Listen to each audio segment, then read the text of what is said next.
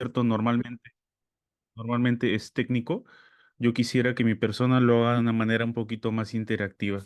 En otras palabras, no vengo aquí a decirles lo que todos los ponentes le van a decir. Este no es el ánimo de una sesión doctrinaria o una sesión común, en el que yo repito unas cosas, ustedes lo leen y ya está, pues no tendría sentido, ¿no?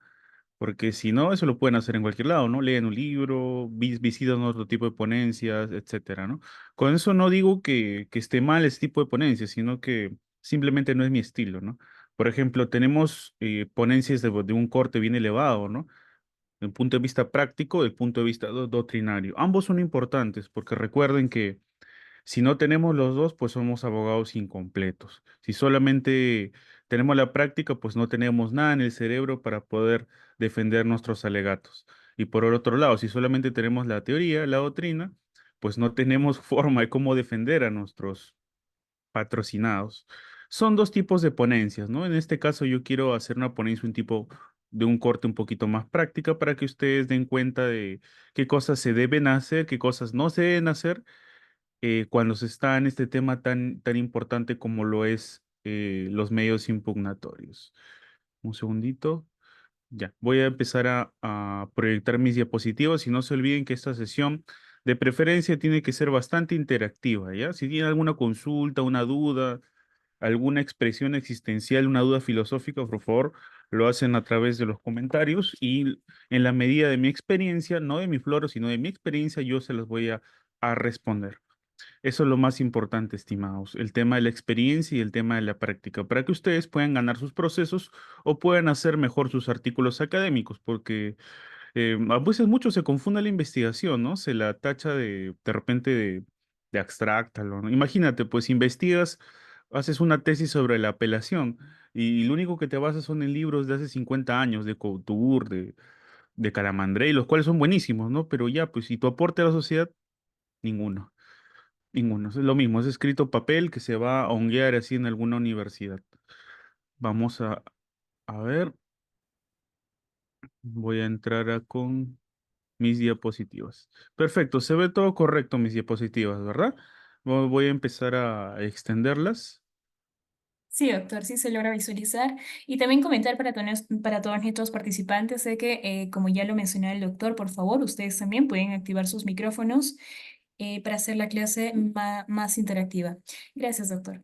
No, a usted. Muchas gracias por la aclaración. Claro, escriban de preferencia para poder ir viendo las preguntas acorde al orden. Es una sesión un poquito extensa, pero yo creo que sí se logra. Así que iniciamos. Bueno, mi CV ya lo han dicho. Basta señalar que soy abogado civilista y procesalista. Y lo demás quiero que hable por sí solo, ¿no? Lo van a ver a lo largo de la siguiente sesión. Los medios impugnatorios. A ver, qué tema tan importante, qué tema tan interesante. Cuando nosotros asumimos la representación de un caso, lo primero que le decimos o lo deberíamos decir al patrocinado, mira, tu caso tiene tantas probabilidades, puede ser que sí, puede ser que no. No es responsable o no debería ser dable que tú le digas que sí o sí lo vas a hacer, por más bueno que seas, porque estarías yendo a través de una norma ética, ¿no? Recuerda que la mayoría de procesos judiciales, la gran mayoría, inclusive, yo podría decir todos, ¿ah? Porque hay algunos procesos que son cuasi trámites, como los no contenciosos, pero te imaginarás o se darán una idea de lo contenciosos que son los procesos no contenciosos y como que ya pierde sentido que sean no contenciosos. Bueno, en ese sentido nuestra labor no es un trámite, o sea, no es que nos pagan y yo hago algo o te aseguro algo, no. Puede que algo esté al 90% de ganar, puede que algo esté al 99% de ganar, pero ese 99% no es 100%. Por probabilidades, por teoría del infinito, sí o sí hay una parte en la que podrías perder un caso, por muchos motivos, ¿no? Ya sea porque faltó una prueba fundamental, porque tu cara no le gustó al juez, porque el juez se equivocó, mil cosas. Pero en principio estamos ante una justicia no solo desordenada, sino estamos ante una justicia impredecible, a diferencia de repente de la justicia gringa, ¿no? O es la estadounidense, donde tiene una cultura conciliatoria que deberíamos imitar acá en Perú, que es una cultura conciliatoria. Nos peleamos así, duro, así, antes de ir al juicio. Yo te muestro mis armas, tú me muestras las tuyas, hacemos un careo y ahí vemos qué nos podría pasar en el juicio. Una vez que mostramos las armas, se acabó. Llegamos al acuerdo casi de forma obligada. Y ustedes pensarán, pues, ¿qué es eso? ¿Es el paraíso de los abogados? No es que sea el paraíso, sino es que las instituciones funcionan. Si tú vas con idiotez a un juez estadounidense, muy aparte de que ahí la justicia es carísima, muy aparte de eso, juez te va a multar como abogado, te va a expulsar de la corte y la próxima vez que vengas ya va a tener una idea de quién eres, de las tonterías que has patrocinado. O sea, no un error en el poder judicial, bueno, en la justicia estadounidense cuesta sangre. Un error o de hacer algo que es una pachotada cuesta sangre. Ahí el juez funciona y la justicia funciona. Por lo tanto, que tú, si tú, por ejemplo, estás seguro que un medio probatorio te va a funcionar en un juicio, si de verdad lo es, va a funcionar, por más argucias que haga la contraparte. Acá en este país, no. No, es por eso que existen los medios impugnatorios. Los medios impugnatorios existen ante las imprevisibilidades del Poder Judicial. Tú podrías pensar, bueno, tengo todos los requisitos de procedencia de mi demanda. Me he demorado 2 meses en hacerla, tiene todito. Lo he foliado, lo he puesto en el orden. Increíble. Llega el momento, auto improcedente. ¿Por qué? No sé por qué. Te faltó el tal requisito, yo opino que no, que sí, etcétera. No sabe, auto improcedente. Tienes que apelar la improcedencia.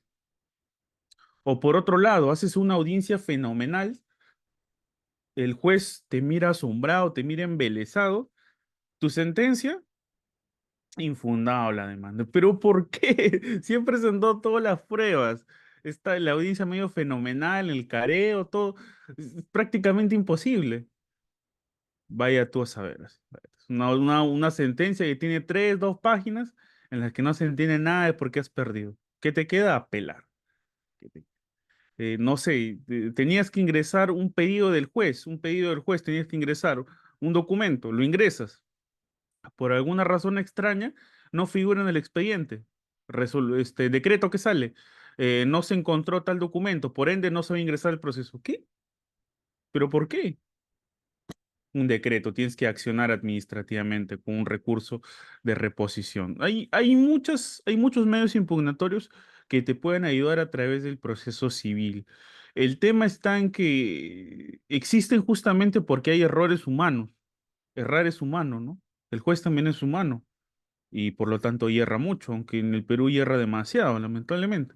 Por lo tanto, los medios impugnatorios es algo que el litigante peruano, el cliente peruano, el estudiante peruano tiene que dominar prácticamente a la perfección, porque aquel abogado litigante prácticamente vive en un mundo de apelaciones, en un mundo de, no digo casaciones porque eso sí me parece un poquito más grave, pero sí en un mundo de apelación tras apelación. ¿Por qué? Porque el juzgado de primera instancia está acostumbrado de repente a no hacer un estudio tan eximio como lo hace de repente el juzgado de los jueces de la sala, ¿no? No, que lo resuelva la sala, ¿no? Que lo resuelva la sala. Y de repente como que se puede dar más libertades cuando no debería ser así. No debería ser así. El juzgado de primera instancia debería tener una resolución contundente. Una resolución contundente que duela apelar. Yo pienso que en este país tendrían que haber más incentivos para no apelar, para no pelear entre las partes. Uno de esos de repente podría ser el incremento de las tasas judiciales, que en procesos de familia pues no cuesta nada, ¿no? Pero algunos también opinan, no, te estás encareciendo la justicia, lo cual es también un argumento dable, ¿ya? Pero bueno, pues son algunas ideas nada más. ¿No se imaginan un Perú donde todo se acabe en la primera instancia, donde la resolución sea tan contundente que no tengas que apelar, incluso si pierdes, ¿ah? Y si vas a apelar, que sea por algo realmente válido, ¿no? Y que te cueste sangre apelar. Sangre en el sentido económico y sangre en el sentido jurídico también. Que puedas obtener una consecuencia tan gravosa que no te veas incentivado a apelar. Ese es el Perú que yo imagino, el Perú que de repente está a 40, 30 años de acá. Pero tenemos que pelear con lo que tenemos. Así que hoy día vamos a dominar los medios impugnatorios, señores. Eh, Disculpe, no debe expresar más, por favor, más respeto a los participantes. Disculpe, no he expresado ninguna lisura, solamente estoy expresando de acuerdo a mi estilo de exposición. Si tienen un comentario, no se preocupen. En todo caso, si he comentado algo que de repente pueda ofender a alguien, les pido mis disculpas. Continúo, ¿sí? Miren, los medios impugnatorios son aquellos mecanismos a través de los cuales se solicita la revisión de un acto procesal presuntamente afectado por un vicio o un error, realizado por alguna de las partes, un tercero legitimado o el mismo juez. Por ejemplo, las partes, el demandado, el demandante, que puede ser uno o dos, un tercero legitimado, una persona que de repente ingresa al proceso, pero no necesariamente es una parte, sino es un tercero. Imagínense, pues un vendedor y un comprador están debatiendo la propiedad de una casa. Son las partes, son intereses contrapuestos. Pero ese tercero legitimado no, el dueño soy yo. Ese es un tercero legitimado. Él también podría apelar porque tiene el legítimo interés para hacerlo, no solamente sustantivo, sino también adjetivo. Y finalmente, o un error del juez, ¿no? Que puede ser un error administrativo que podría desconocer inclusive las partes. Disculpen, ¿están comentando algo?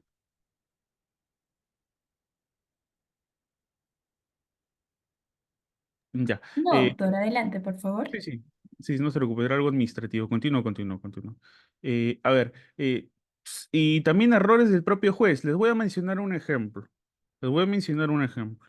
Yo tuve un caso de desalojo en el que, por ejemplo, yo tenía mi patrocinado, era el defensor, era el demandado. Entonces hice todos mis argumentos de hecho y de derecho, para empezar como era un proceso sumarísimo, y recuerden que en el sumarísimo todo se tiene que hacer en un solo escrito. Estaba la contradicción de hechos de la demanda, estaba las excepciones, estaban las causales de improcedencia y estaba la contestación de fondo. Pero, abogado, ¿qué está diciendo? ¿Por qué tantas cosas? Si tú tienes armas a la mano, tienes que usarlas todas. Y más aún si te vas a defender, y más aún si te vas a defender de una parte. En este caso, el argumento más fuerte a mi criterio era el argumento de que el contrato no había sido bien resuelto. Y si el contrato no había sido bien resuelto, existe el contrato. Y si el contrato existe, pues los efectos siguen moviéndose. Entonces, ese era mi argumento más fuerte. Puse más cosas, entre ellos un argumento que era chiquito a mi consideración, que es un argumento que está en el cuarto pleno casatorio de desalojo, que señala que si el tema, prácticamente se lo voy a decir en español, ¿ya? Porque jurídicamente está un poquito difícil de entender en español. Si el tema a debatir está muy difícil, no le entiendo ni a la demandante ni al demandado. Es algo que se debe discutir de repente en un proceso de mejor derecho de propiedad, en un proceso de acción reivindicatoria. Mejor, si el tema está muy difícil, la demanda debería ser declarada infundada. Prácticamente eso. Es más complejo en realidad lo que dice el pleno casatorio, pero en realidad es eso.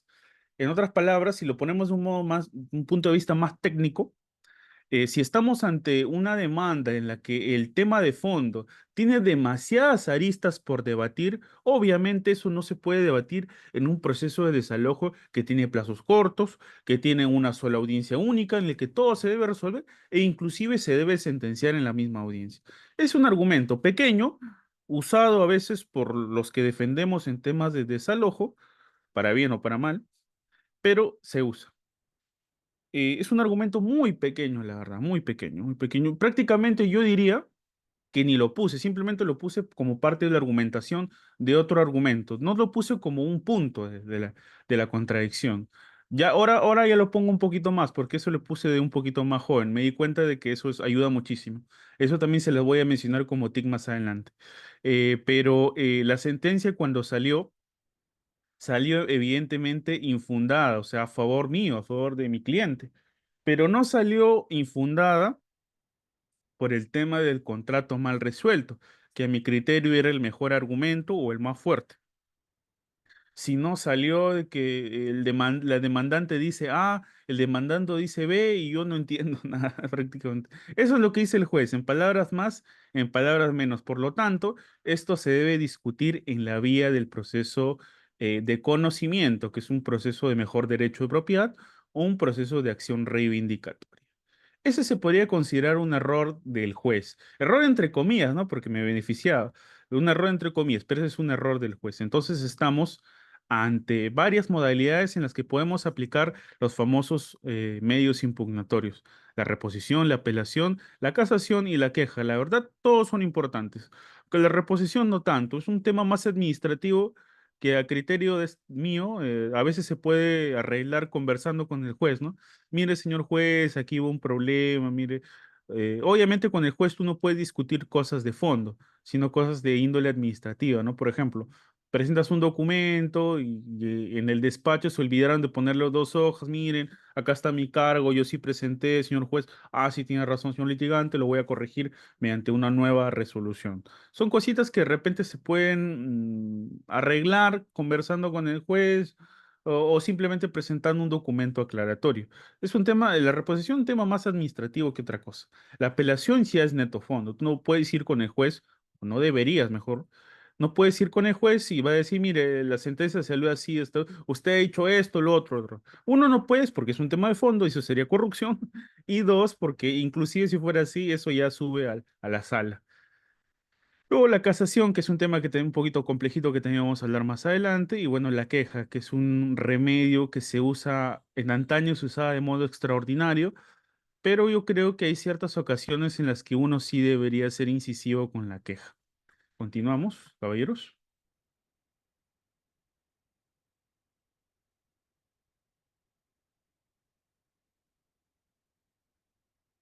Ah, no hay preguntas, continuamos. ¿Cuáles son los presupuestos de los medios impugnatorios?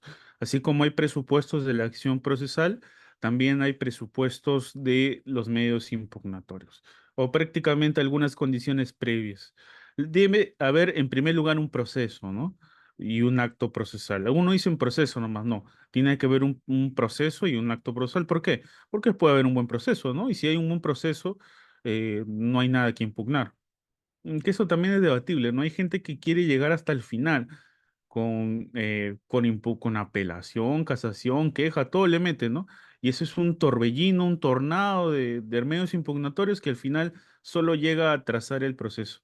A ver, hay una persona con una pregunta, a ver, si lo podría hacer de modo breve, por escrito o por micrófono, no hay ningún problema, le escucho.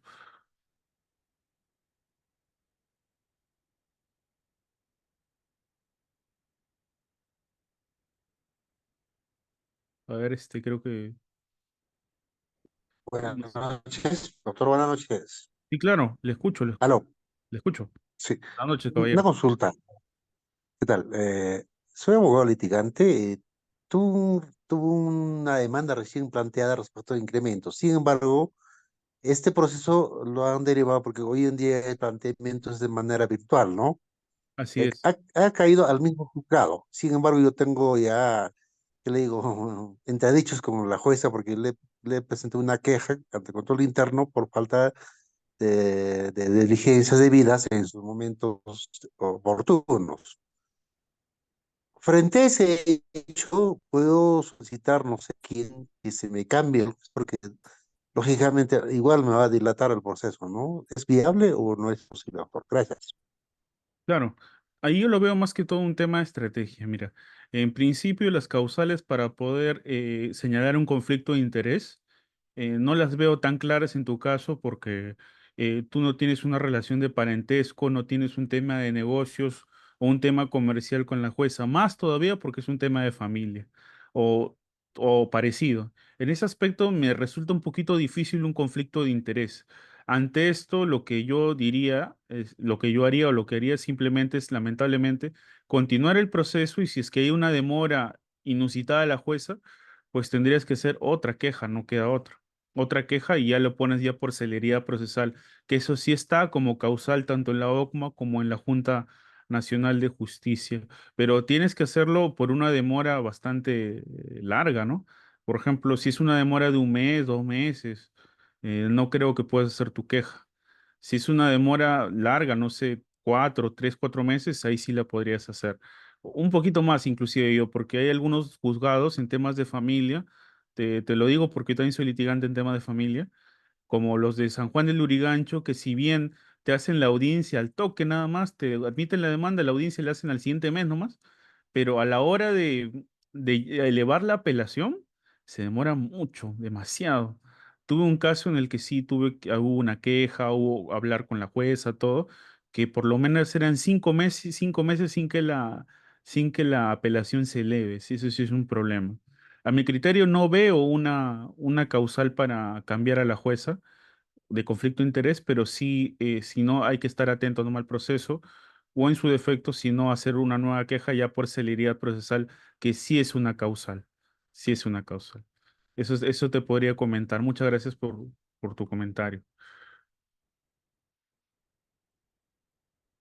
Breve nomás porque esta no es una clase de inmuebles, pero sí, Willy dice, doctor, ¿cuál es una diferencia entre un proceso de reivindicación y un proceso de desalojo? Bueno, en un proceso de reivindicación tú quieres recuperar un inmueble que es tuyo.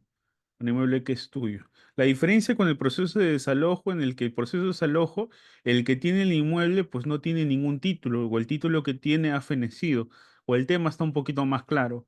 El desalojo puede ser contra un invasor, contra un inquilino moroso, un inquilino que no tiene ya un inquilino que ya no tiene contrato, un contrato resuelto, etcétera, ¿no?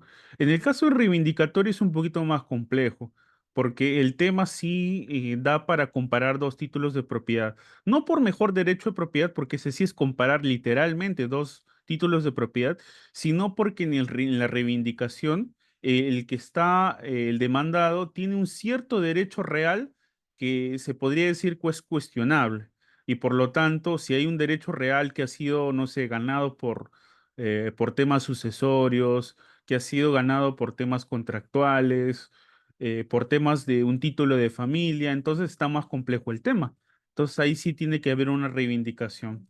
En el caso del desalojo, no, el desalojo el tema es claro. El señor no tiene título o el título que tiene ha fenecido.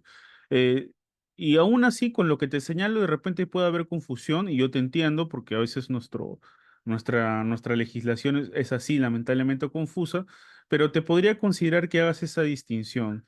Y te lo digo ¿por qué? Porque inclusive en los desalojos, una estrategia de defensa es señalar que el tema es difícil. ¿Para qué? Para que se vaya a reivindicación o a mejor derecho de propiedad.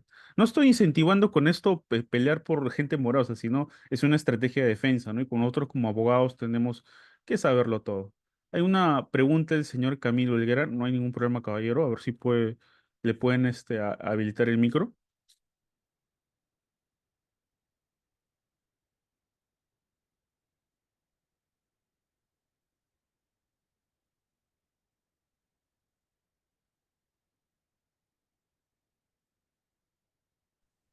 Ahora sí.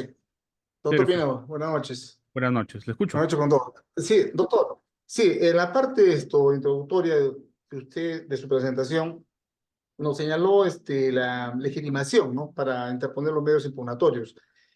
Cuando uno alega, ¿podría usted, por favor, explicarnos con un ejemplo, cuando uno alega la afectación por vicio o error, estas dos causales se aplican tanto en la pretensión anulatoria y la revocatoria? Gracias, doctor, por su respuesta. Claro. Perfecto, muy amable. A ver, sí, eso es algo que ya vamos a ver un poquito más adelante. Efectivamente, cuando vamos a hacer uso de un medio impugnatorio, lo que tenemos que argumentar es un agravio, ¿no? Una fundamentación de un agravio. En otras palabras, ¿en qué me afecta tu resolución? Por ejemplo, tenemos un caso de una demanda que realizamos, no sé, una demanda de tenencia. Vamos a hacer un caso de familia, ¿ya? De repente creo que es el más popular entre la gente. Un caso de familia. Tenemos una demanda de tenencia y cuando presentamos bien bonito, todo foliado, de acuerdo al Código Procesal Civil, ponemos muy bien la pretensión, la principal, la subordinada, todo genial. Y el primer auto que sale del juzgado es auto improcedente. ¿Pero por qué? No entiendo, ¿por qué está improcedente la demanda? Veo que el juzgado simplemente nos ha puesto tú, por una parte, tu demanda has puesto que ha sido demandado por alimentos. Y según el artículo tal, que ahorita no recuerdo, aquel que ha sido demandado por alimentos no puede demandar, no puede hacer una demanda de tenencia. Perfecto. Y por lo tanto es improcedente. Entonces, pero ¿cómo es posible? Aquí yo tengo que argumentar el agravio, tengo que aclarar el tema de esto me está afectando mucho porque uno, no puedo pelear por la tenencia de mi hijo y dos, porque algo le puede pasar a mi hijo. Hay un doble agravio, un triple agravio, y en ciertos casos puede haber hasta un quintuple agravio. ¿Por qué? Ahora me salgo un poquito del tema, pero ahora con la nueva integración del tema de la tenencia compartida y el tema de casos graves de violencia, por ejemplo, si una mamá violenta a su menor hijo, y tú tienes que ganar la tenencia justamente por este hecho y ella aprovecha para demandarte por alimentos. ¿Qué cosa? O sea, ¿va a ser improcedente esa demanda de tenencia? ¿Por ese formalismo o se basa, la justicia va a permitir que se siga golpeando a un menor? No, ¿verdad? Además, sin contar que ese artículo de improcedencia de la tenencia señala que también la demanda puede ser procedente cuando haya un motivo adecuado. Y obviamente la demanda que se está presentando en el caso hipotético sí tenía un motivo adecuado. Entonces, ante eso hay que hacer una apelación, no de sentencia, porque ese auto improcedente no es una sentencia, es un auto. Hay que hacer una apelación de ese auto improcedente y el pedido tendría que ser en principio anulatorio a mi criterio, porque es un tema netamente procesal, pero podría ser a mi criterio al mismo tiempo un poquito revocatorio, porque el tema de que si lo considero o no, también es un tema de fondo al mismo tiempo a mi criterio. A mi criterio ese podría ser un ejemplo de un tema anulatorio en el caso de, porque estamos pidiendo que la demanda sea procedente y eso va a ser evaluado por el juez superior. Y el juez superior considera que la demanda va a ser procedente, lo va a retornar al juzgado de origen y ahí va a continuar el proceso con su normal desenvolvimiento. En mi experiencia, en casos como el que estoy señalando, la probabilidad es más del 80%, porque al tratarse de un menor, los jueces no declaran tan abiertamente la improcedencia. Sin contar que en derecho de familia los temas procesales se flexibilizan demasiado. Muchas gracias así por tu pregunta. Es una pregunta de corte procesal. Lo agradezco bastante y continuamos. Nuevamente, tenemos los presupuestos de los medios impugnatorios. Bueno, ya habíamos señalado la existencia de un proceso, que el acto no tenga la calidad de una cosa juzgada, que el recurrente integre la resolución jurídico-procesal, que la existencia de un perjuicio o lo que habíamos señalado como fundamentación del agravio, que vamos a hablar más adelante, la voluntad expresa de impugnar, bueno, ustedes pensarán que obvio, ¿no? La voluntad expresa de impugnar. Lo que pasa es que cuando nosotros como abogados litigantes tenemos un proceso, una vez que el proceso ha sido admitido a trámite, tenemos la representación procesal del defendido. Tenemos su representación procesal. Así, cualquier cosa que nosotros hagamos, técnicamente la estamos haciendo en nombre del defendido. Disculpen que otra vez ponga el tema de caso de familia, pero es lo que más tengo ahorita en la mente. Imagínense, ¿no? Que estamos en un caso de tenencia y no sé, y el demandado pues se apasiona demasiado y ve que la mamá pues manda un escrito muy dilatorio. Entonces tú te apasionas demasiado, no me deja, pucha, qué mamá tan mala, ¿cómo es que tan abyecto esta mamá para mandar este escrito? Está mintiendo.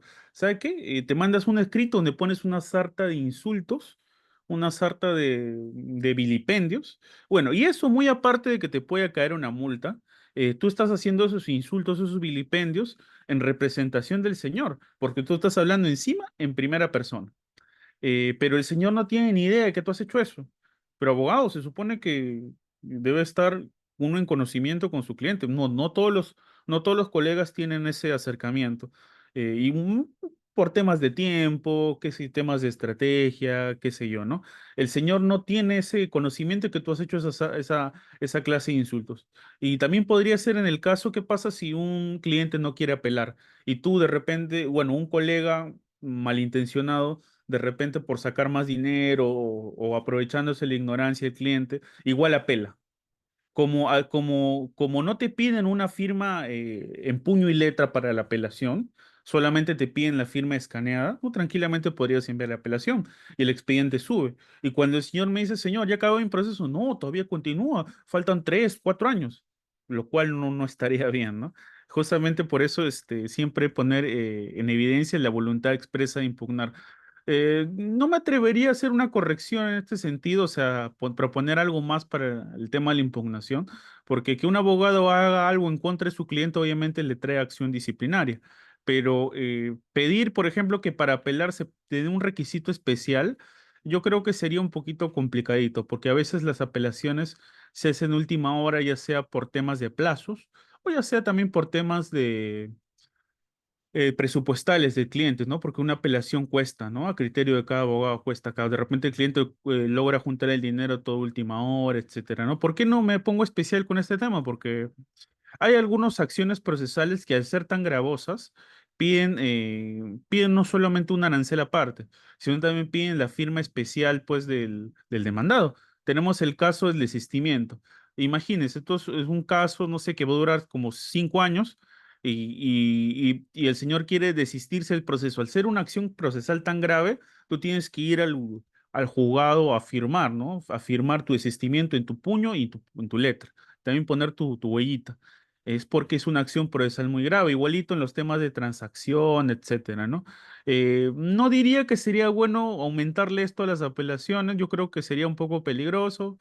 Me parece que está bien como está, pero igual hay que tenerlo en cuenta. Bueno, y el cumplimiento de los requisitos formales que vamos a señalar más adelante. Tenemos dos clases de remedios impugnatorios. Tenemos los remedios y los recursos. Los remedios es algo que se puede atacar en base a actos procesales no contenidos en resoluciones, oposición y demás remedios que vamos a ver en este código procesal. Y bueno, los recursos se pueden formular contra aquellas resoluciones que obviamente tienen cuestiones de fondo de errores y injudicando y o improcedendo. ¿Qué significa esto? En español, ¿qué significa? Errores improcedendo, errores graves a lo largo del proceso de temas procesales o errores injudicando, temas netos de fondo, ¿no? Tú dices que es precario, pero el juez dice que no, un error de fondo. Tú dices que la sentencia se ha hecho en base a medios probatorios que eran improcedentes. Tú dices eso, el juez no. Ya es un error improcedente, por ejemplo. Tenemos dos formas, de acuerdo al artículo 356 del Código Procesal Civil. Continuamos. Bueno, esto ya lo hemos señalado. Los primeros, o sea, los remedios, son aquellos medios impugnatorios encaminados a lograr que se anule, se rescinda determinados actos procesales que no se encuentran contenidos en resoluciones y el otro con respecto a temas de resoluciones. Existe entonces una distinción absoluta entre una y otra vía. Así entonces, en el caso de los remedios, estarían dirigidos a servir como herramienta para el cuestionamiento de actos procesales. Y bueno, y esto es repetirlo, así que no vamos a seguir. Requisitos de admisibilidad de los medios de impugnatorios. Los medios impugnatorios interponen ante órgano jurisdiccional que cometió el vicio o error, salvo disposición en contrario. También atenderá la formalidad y plazos previstos este código para cada uno. Y ustedes dirán, señor abogado, qué obvio, ¿no? Si tengo que presentar algo, tiene que ser ante el mismo juez, ¿no? Total, él se equivocó. No es tan obvio, ¿no? Porque recuerda, mire, ese salvo disposición en contrario. ¿Por qué? Por ejemplo, tenemos el famoso recurso de queja, que es un recurso que tú realizas cuando no te conceden tu apelación o te la conceden de un modo que no era el esperable. Por ejemplo, te la conceden sin efecto suspensivo. Tú dirás, pues qué fácil, ¿no? Lo presento ante el mismo juez. No, eso no se presenta ante el mismo juez. Eso se presenta ante el superior jerárquico y se presenta de una forma determinada, es un poquito formalista el tema. E inclusive, si tú eres un abogado litigante que ya está adecuado a la virtualidad, existe un método especial de presentación de ese recurso de queja. No se presenta en el mismo expediente. Es más, se genera se genera otro expediente. Y una vez que la orden del superior sea dada, eso se va a notificar al juzgado de origen. Pero nuevamente, no siempre son obvias las cosas. Por algo dice salvo disposición en contrario. Sin perjuicio de ello, sí todos los demás medios impugnatorios sí se estarían presentando ante el mismo juzgado, ¿no? Tenemos, por ejemplo, el caso de la apelación, la reposición, la oposición, y obviamente la casación que se interpone ante la sala superior correspondiente. Continuamos. Requisitos de admisibilidad. El primer requisito es el medio impugnatorio esté dirigido al órgano judicial que cometió el vicio o el error. Bajo este supuesto objetivo se entiende que quien interpone un medio probatorio lo que va a hacer es hacerse dirigido al órgano que cometió el vicio o error. Se entiende como tal al juez directamente en el que se efectúa el acto en materia de impugnación. Bueno, al juez, ¿no? Eso ya lo señala. Bueno, hay que señalar que los medios impugnatorios tienen plazos. A diferencia de la nulidad, por ejemplo. Bueno, y tiene sentido, ¿no? En cuanto a las formalidades y plazos, el legislador ha considerado que estos también son requisitos de admisibilidad. Es decir, que para interponer un medio impugnatorio, además de las normas generales expuestas en el capítulo tal, se debe observar obligatoriamente las formalidades específicas en relación a cada tipo de medio impugnatorio, sean estos remedios, recursos y dentro de estos últimos las relacionados a las reposiciones, apelaciones, casaciones y quejas. Hay que señalar una cuestión. Hay que respetar los plazos. Últimamente he visto muchos colegas que están un poquito confiados por el tema de la virtualidad, dado que la ley orgánica del Poder Judicial señala de que las notificaciones que llegan de modo virtual a la casilla del abogado tienen prácticamente 2 días más para que tú los puedas usar. Si, por ejemplo, tenías un plazo de apelación de 3 días, tendrías 5 días.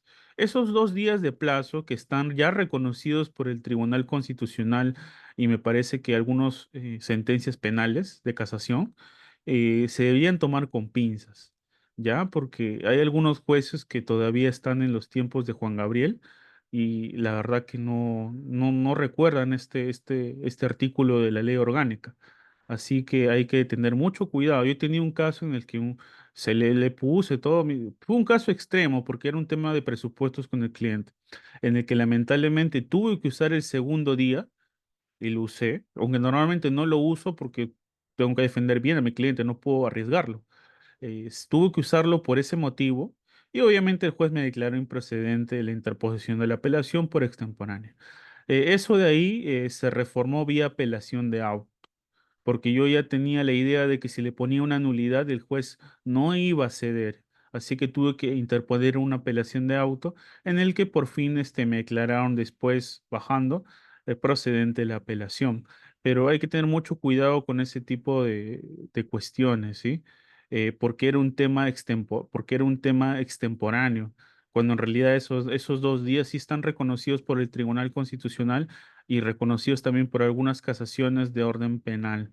Hay que tener mucho cuidado con ese tema. Asimismo, recordar que no todos los plazos son iguales, ¿no? Tenemos el plazo más básico, que es de 3 días, pero hay algunos plazos inclusive que no están en el código, que son de 2 días que te da el juez. Cuando ya te ha dado mucho plazo, ya te dan un plazo extraordinario, te da 2 días a veces. Hay que tener mucho cuidado con ese tipo de cuestiones. Eh, También había otro que yo ya no lo uso ya, porque me parecería un sinsentido, un sinsentido, y no sé si algún colega lo seguirá usando. En antaño yo tenía entendido de que sí, pues se tenía que usar porque era lógico, ¿no? Eran tiempos no virtuales. Estoy hablando de los famosos términos de la distancia, que eran cuando a ti te llegaba una resolución de provincia. Si te llega una resolución de Iquitos y tu estudio jurídico está en Lima, hasta que presentes pues el escrito jurídico y viajes en avión a Iquitos va a demorar, ¿no? Entonces es natural que te den términos de la distancia, 1, 2 días, 3 días. Ahora, el tema está que si ahora los escritos se presentan de modo virtual, como que no tiene tanto sentido, ¿no? Sin perjuicio, yo no he visto una norma que derogue eso de términos de la distancia, pero igual sería bueno que ustedes lo tengan en cuenta.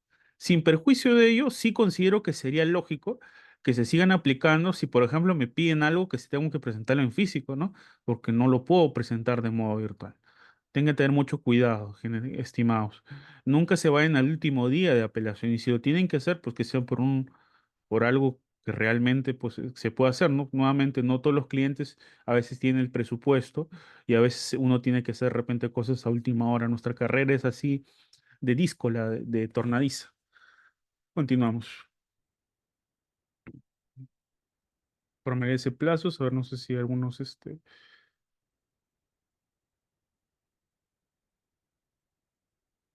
No, la nulidad no está como parte en esta clase, pero bueno, se utiliza a veces cuando son más que todo errores improcedendo. Generalmente se utilizan, por ejemplo, si el error improcedendo, si el error adjetivo es muy evidente, y mi consejo sería interponer una nulidad. Ese sería mi consejo, interponer una nulidad. Y de repente, juzgado a su propio criterio, puede nulificar la resolución. Ese podría ser una forma. Otra forma también podría ser la más clásica, la famosa nulidad de todos los actuados. La nulidad de todos los actuados se interpone en la primera oportunidad que uno tiene para ingresar al proceso. Y sí, les doy este consejo, amigos. Si ustedes ingresan a un proceso, no sé, por ejemplo, un cliente viene a su estudio y les dice, estimados, tengo que ingresar a un proceso donde están donde tengo un caso de alimentos donde están a punto de sentenciar y no he podido defenderme ni nada.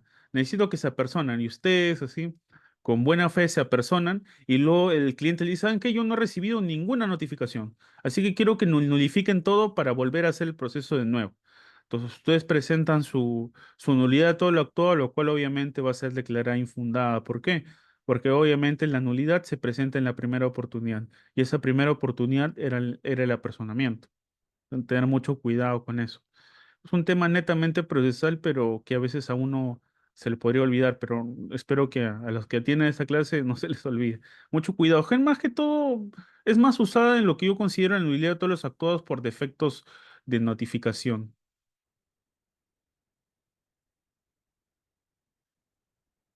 Eh, Doctor, ¿para imponer apelación son días naturales o hábiles? Son días hábiles. En temas procesales son días hábiles. Y tampoco se consideran los días feriado y tampoco se consideran los días en el que el juzgado suspende plazos procesales y tampoco se consideran los días en el que no hay despacho judicial. No sé, días festivos, día del juez, días que se van al mediodía. Pero ahí sí el tema está un poquito quisquilloso, no te recomendaría. Entonces, para uno tener las cosas bien claras, yo diría días hábiles y feriados que no se cuenten, nada más. Lo otro estaría un poquito difícil de justificar. Manuel dice, la nulidad también se puede interponer dentro de la apelación. Así es, la nulidad tiene un pedido, digo, la apelación tiene un pedido de nulidad y eso es lo que vamos a hablar más adelante por el tema del doble recurso. Edgar dice, hay un proceso de alimentos del 2021, aún no se resuelve. ¿Por qué tanto demora? La demora en los procesos tiene varios motivos. En primer lugar, la primera y la más lógica es la carga del despacho. La carga del despacho a veces puede ser verdad y a veces puede ser mentira, la verdad. Pero generalmente, en experiencia sí suele ser verdad. Un proceso, un juzgado de paz letrado y un juzgado de familia tranquilamente podrían tener más de 10.000 expedientes. Son procesos que como no cuestan nada, pues la verdad, y también son necesarios, ¿no? Temas de alimentos, temas de tenencia, régimen de visitas, etcétera. Son procesos que vienen en cantidades kilométricas. Entonces es natural de que el juzgado no sepa cuál impulsar. Así que la demora de un proceso puede ser uno por carga, ese es uno. Dos, por falta de impulso. El demandante, el quien está interesado en el resultado de un proceso, es el que tiene que estar impulsando. De preferencia, tendría que haber mínimo un impulso mensual para cada proceso, sea de familia o sea civil, un impulso mensual.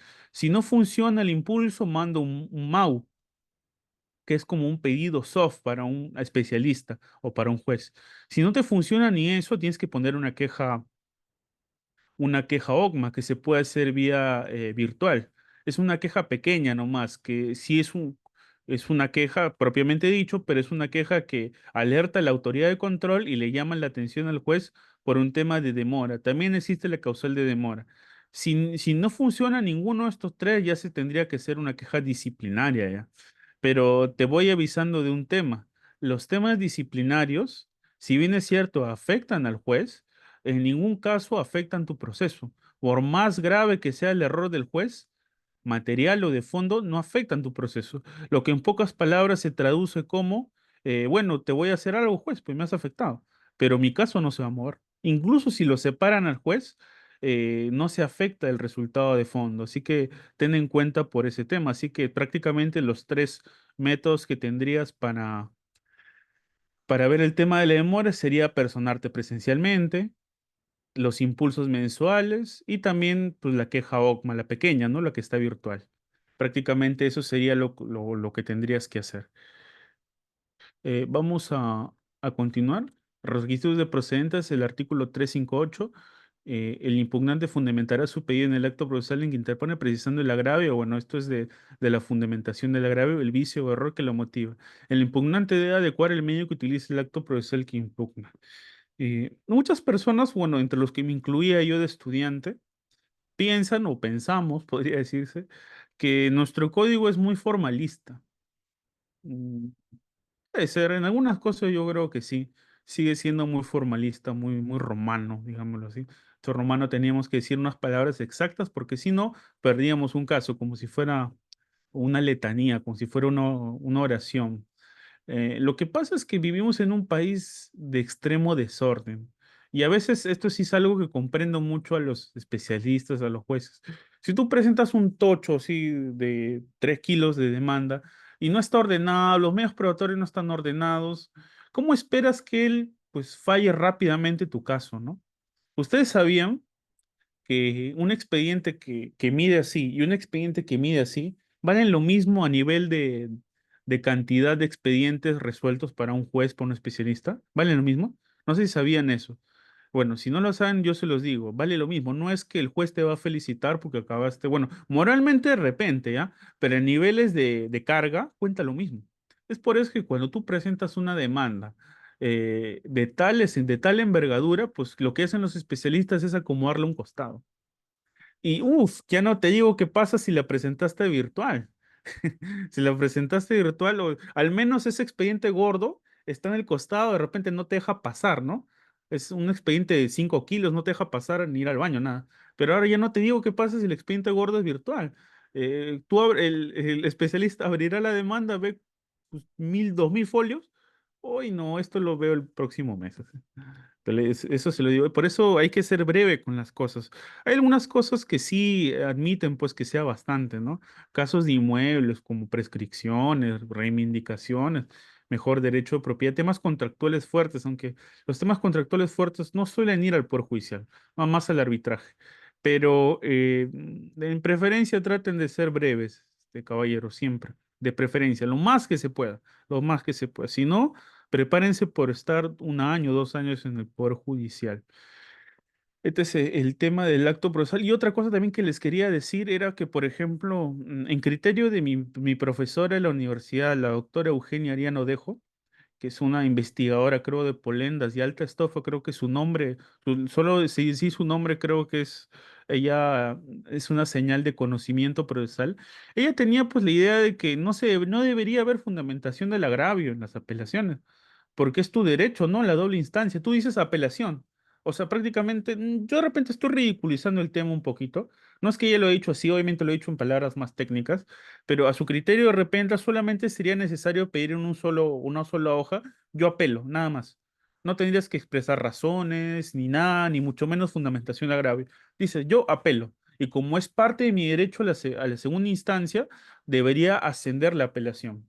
Un poquito polémico porque sí es cierto que la doble instancia es un derecho fundamental, eso traspasa el derecho procesal, es un derecho fundamental, la doble instancia, pero como que se la complicas un poco al juez, porque el juez dice, hay un error, pero ¿cuál? Y además que tampoco es estratégico, tampoco. Si el juez ve que tú has hecho una buena apelación y has detallado con mucha fuerza el error, obviamente te tiene que hacer caso. Bueno, en un país desarrollado te tendría que hacer caso en todo caso. Te tendría que hacer caso. Seguimos. Bueno, eso es algo polémico, ¿no?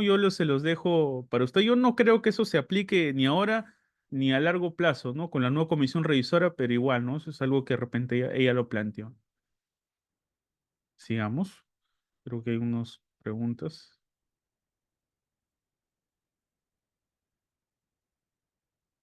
Pero el resultado de la queja se podría impulsar la demanda por pero del resultado de la queja se podría impulsar la demanda por responsabilidad civil del juez. Sí, es una buena apreciación, pero ¿tú sabes quién resuelve la demanda de responsabilidad civil del juez? Sí, los jueces. No, ese tema es bastante complicadito. No, sí, yo sé, me parece un buen comentario, pero en la práctica los jueces se cuidan mucho, la verdad. Se cuidan mucho. Se cuidan mucho. Yo he tenido casos un poquito graves contra jueces de temas ya un poquito más fuertes. Y sí, si te das cuenta cómo es el tema de los poderes judiciales, sí, da un poquito de lástima, porque entre ellos mismos se cuidan cosas y a veces cosas no tan positivas. A ver, Luis Melgarejo, buenas tardes, yo por todo. Ya pasó más de 20 días para el supuesto 5 días que el juez indicó emitir la sentencia final por un caso de alimentos, porque la demora o ya es necesario presentar una queja o en materia de procedimientos. 20 días no es nada para una sentencia o un proceso de alimentos. 20 días no es nada para el Poder Judicial, caballero. No creo que te acepten una queja. Bueno, te la van a aceptar, ¿no? Pero no creo que resulte fundada esa queja Te lo digo porque de repente tu abogado te puede estar cobrando por esa queja. Yo no creo que 20 días sea una demora grandísima por un proceso de alimentos. Me parece muy poco. Una demora grandísima son a partir de los 3, 4 meses, pero no es exagerado, abogado, dirán algunos. Sí es exagerado, pero esa es una demora grande. Si yo les cuento que existe, por ejemplo, ahorita un juzgado en Caraballo. Los que son abogados de familia saben que en la primera resolución se tiene que citar audiencia, los que son abogados de familia. Pero este jugador de Carabello no puede, no lo hace. ¿Y por qué no lo hace? Porque está tan grave su situación este jugador de Paz Letrado Caraballo que tienen la directriz de establecer la sentencia después, o sea, después de la resolución del admisorio. O sea, hay casos donde no se puede. Y más que no se puede por la maldad o desconocimiento del juez, que no es por eso, sino porque las condiciones del Poder Judicial de infraestructura y de personal no lo permiten. ¿Cómo podrías avanzar casos con 3 especialistas en un despacho que tiene pues 20.000 expedientes? Difícil, ¿no? Estimado Luis, yo a mi criterio yo no vería una queja ahí. Lo que te podría decir es que te apersones personalmente si eres el abogado o si eres la parte y converses con el juez, señor juez, usted me ha dicho 20 días, por favor apóyeme, recuerde que se trata de un menor. Eso es lo que yo te aconsejaría que te apersones personalmente. Generalmente sí funciona y en mi experiencia funcionan más los apersonamientos de clientes, porque cuando el juez ve a un abogado lo primero que piensa, este me va a palabrear. Pero cuando ve un cliente interesado, sí, como que sí tiene más presión. No se fundamenta en caso constitucional, doctor. Solo se apela según el caso CP Consti. Igual yo consideraría fundamentarlo por un tema de estrategia. Sí, sí, sí te comprendo, estimado Camilo. Hay un caso en el que el juez dicta una sentencia con hechos que no tienen nada que ver con el caso. Por eso le comentaba el hecho de la responsabilidad civil del juez. Más allá de que se cuiden que hay pruebas porque los hechos son falsos, ¿qué podrían hacer? Por ejemplo, ahí sería un error de motivación, un error de motivación, indebida motivación o nula motivación o motivación incorrecta, como le llaman otros. Pero igual, ¿ah? Yo no te digo que no lo puedas hacer, porque de repente sí te ha ocasionado daños el tema de la demanda de responsabilidad civil. Solo te digo que en la práctica, en los casos que yo he visto, en los casos que han visto otros colegas de estudios intermedios a estudios grandes, no es tan sencillo que un juez sea responsable, porque el juez siempre se va a escudar en señalar que el tema fue un tema de fondo. No es tan sencillo, ¿ya? Pero no te digo que no lo hagas, no te estoy desincentivando. Si de verdad el tema ha sido tan grave, yo considero que lo debes hacer. Continuamos, ¿sí? Fundamentación. Unos presupuestos que se contó, bueno, esto ya lo había hablado un poquito, el tema de la fundamentación del agravio. ¿Y cómo se fundamenta un agravio? Podrán pensar muchos. Bueno, en principio tienes que señalar el error adjetivo o el error sustantivo del juzgado, ¿no? Si fuera un error adjetivo, por ejemplo, el juzgado ha considerado la contestación del demandado pese a que la apelación, pese a que su contestación fue presentada extemporáneamente con más de 5 días. Ese es un error adjetivo. O podría ser de repente un error sustantivo. Eh, el despacho ha conseguido la pensión de 300 soles cuando el demandado es gerente del grupo Intercorp. Fue un ejemplo un poquito exagerado, ¿no? Pero sí, ese podría ser de repente un error de fondo. ¿Por qué? Porque no se consideraron la situación económica del demandado. En los temas de familia, ahora se ha puesto mucho énfasis en que esas cositas tendrían que ser de oficio, pero como consejo les digo, cuando ustedes asuman la representación de un tema civil o de familia en ambos, asuman que nada es de oficio, estimados, ¿no? Nada es de oficio. Tú siempre, aunque sea de oficio algo, tú le tienes que hacer recordar al juez. Así es, y yo se los digo por un tema de estrategia también. Asuman que nada en la vida es de oficio, nada en la vida, nada en la vida. O salvo te perjudique, ¿no? Ahí sí no digas nada, ¿no? No sé, una prescripción, algo así, pero un tema extemporáneo, ahí sí no lo digas, pero si es algo que te beneficia a ti, tú tienes siempre que hacerle recordar al juez. Inclusive, ¿ah? Inclusive hay, cuando se te pasa el plazo, por ejemplo, hay dos formas de hacer que tus medios probatorios ingresen bueno, tres formas de hacer que tus medios probatorios ingresen al caso. La primera solamente aplica para procesos de alimentos. Por ejemplo, si ustedes se les pasa el plazo una contestación, ustedes dirán, pues ya fue, ¿no? ya no hay caso, ya no cobro nada. No. Es mejor una defensa precaria que una mala defensa en temas de alimentos, porque son temas bien graves en los que solamente hay una apelación, en los que de repente se puede condenar a una persona pobre a una pensión exacerbada. Hay que tener mucho cuidado con eso. Es mejor hacer una contestación extemporánea que no hacer una contestación. Hagan igual la contestación, sin perjuicio de que a la hora de hacer la audiencia, el juzgado actualmente para los demandados está considerando la declaración con la declaración del demandado, su declaración jurada de sus ingresos y uno que otro medio probatorio como prueba de oficio. En otras palabras, te está admitiendo la contestación, solamente que con otras palabras, mejor dicho. Te está admitiendo la contestación. Eso háganlo si se les pasa el plazo en temas de alimentos como demandado. Ahora, si tú eres el demandante, no te vas a quedar callado ante eso, ¿no? Recuerden, hay un pleno casatorio de medios probatorios de oficio y tiene que ser, de ahí se señalan como un montón de requisitos para que se apliquen el tema de los medios probatorios de oficio. Por ejemplo, que haya contradictorio. Si tú no logras evitar que esos medios probatorios ingresen al expediente, porque el juez se pone reticente, hay un tema también con el juez de familia. El juez de familia no es procesalista. Malentiende mucho el tema de que en familia los temas son flexibles. Lo malentiende mucho y piensa que hay algunos jueces que están en la ley de la jungla. Y no. Si tú, por ejemplo, no logras evitar que esos medios probatorios ingresen al expediente, tú eres el demandante de la mamá generalmente. No necesariamente la mamá pide alimentos, el papá también pide alimentos. Si tú no logras evitar que esos medios probatorios ingresen al expediente, lo que tienes que hacer es señalar mínimamente que se te dé un contradictorio. Tú ya hablaste, ya dijiste tu declaración como demandante, pero si se va a debatir otros medios probatorios, mínimamente tienes que pedir tu contradictorio, que es lo que señala el pleno casatorio de medios probatorios de oficio. Eso se lo doy como consejo. Yo tengo consejos como demandantes y como demandados, porque ambos son los que nos toca en la vida como abogados. Aunque a mi criterio es más divertido cuando es demandado, porque es más difícil. Continuamos.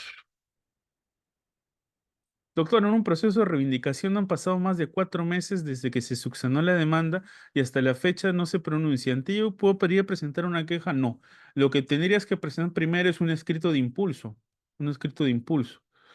Un escrito de impulso tienes que presentar, señor único. Y si no funciona el impulso, ahí recién presentarías una queja. Pero podrías presentar también una queja wet OGMA, ¿ya? Pero si tú eres el demandante, no sé si, mira, a tu criterio, a mi criterio no vale la pena ir. Si bien es una molestia pequeña la queja OGMA wet, una molestia pequeña porque no tienen responsabilidad por eso, solo es un llamado a atención.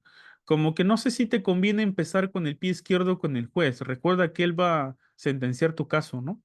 Yo creo que lo mejor es que tú vayas, si eres el abogado, vayas presencialmente. Señor magistrado, señor especialista, mira, han pasado más de 4 meses, por favor, admítenlo. Vayas con tu escrito de impulso también, porque eso obviamente no acarrea ningún llamado de atención para el juez. Recuerda, el juez va a sentenciar tu caso. Así que, a mi criterio, trata de evitar las quejas en lo más posible. Solamente hazlo en temas que sean medularmente graves, a mi criterio. Bueno, estamos en el tema de la fundamentación del agravio, que este tiene que ser determinante. Tenemos, por ejemplo, algunos casos en los que la fundamentación del agravio a veces es un poquito extraña, ¿no? El código no te dice que tú cómo tienes que fundamentar tu agravio, simplemente tienes que enseñar cómo te afecta algo. Por ejemplo, si estás en un caso de desalojo y te sacan de tu casa, pues tienes que decir pues que se afecta mi derecho a la prueba, porque no han considerado mi título de propiedad, no han considerado que el contrato no ha sido bien resuelto, se afecta mi derecho a la propiedad, se afecta mi derecho a la posesión, entre otras cosas. Ahí sí el tema está claro, ¿no? Se afectan mis derechos económicos porque voy a tener que desembolsar tanto dinero. El prejuicio puede ser sustantivo o puede ser moral. A mi criterio, salvo el tema sea de familia, no vale la pena poner temas morales, sino poner temas netamente sustantivos. Continuamos. Sí, son requisitos el de fundamentación del agravio. Esto ya lo habíamos señalado. Eh, si hay un incumplimiento de los requisitos, evidentemente lo que va a haber es una improcedencia. Improcedencia del medio impugnatorio. Esta resolución es irrecurrible en queja. Si el tema, por ejemplo, fuera demasiado grave y tú dirás, ya no lo puedo impugnar, no lo puedo impugnar, lo que podrías intentar sería una nulidad de repente por un tema aparte, una nulidad. O en algunos casos, si el tema es demasiado grave y lo amerita y hay presupuesto, hacer un amparo contra resolución judicial. Pero eso solamente se hace en temas bien graves, hacer un amparo contra res. Además, les doy otro tic, estimados. Seguramente ustedes conocen mucho el famoso amparo contra resolución judicial por indebida motivación, ¿no? De eso hay un montón en el Poder Judicial. Eh, yo tengo un amigo, bueno, tengo varios amigos en esos juzgados y les doy un tic. ¿Saben cuándo se elimina una sentencia por indebida motivación? ¿Saben cuándo realmente funciona eso? Cuando el error es gravísimo. Por ejemplo, si, no sé, un tema penal, llega una sentencia y te condenan por, era hurto y te condenan así por homicidio, imaginemos. Te condenan por homicidio. El error tiene que ser gravísimo. No sé, era con cuchillo y te condenan porque usaste una pistola. No, el error tiene que ser gravísimo. Porque si no, pues les doy algo bien cierto que me dijeron mis compañeros. Si nosotros eliminaríamos todas las sentencias del Perú por indebida motivación, colapsaría el sistema de justicia porque todas las sentencias están mal motivadas. Prácticamente eso. Así que el error tiene que ser bien fuerte o en todo caso tiene que ser muy notorio. Bueno, este del doble recurso es algo interesante que les quería comentar.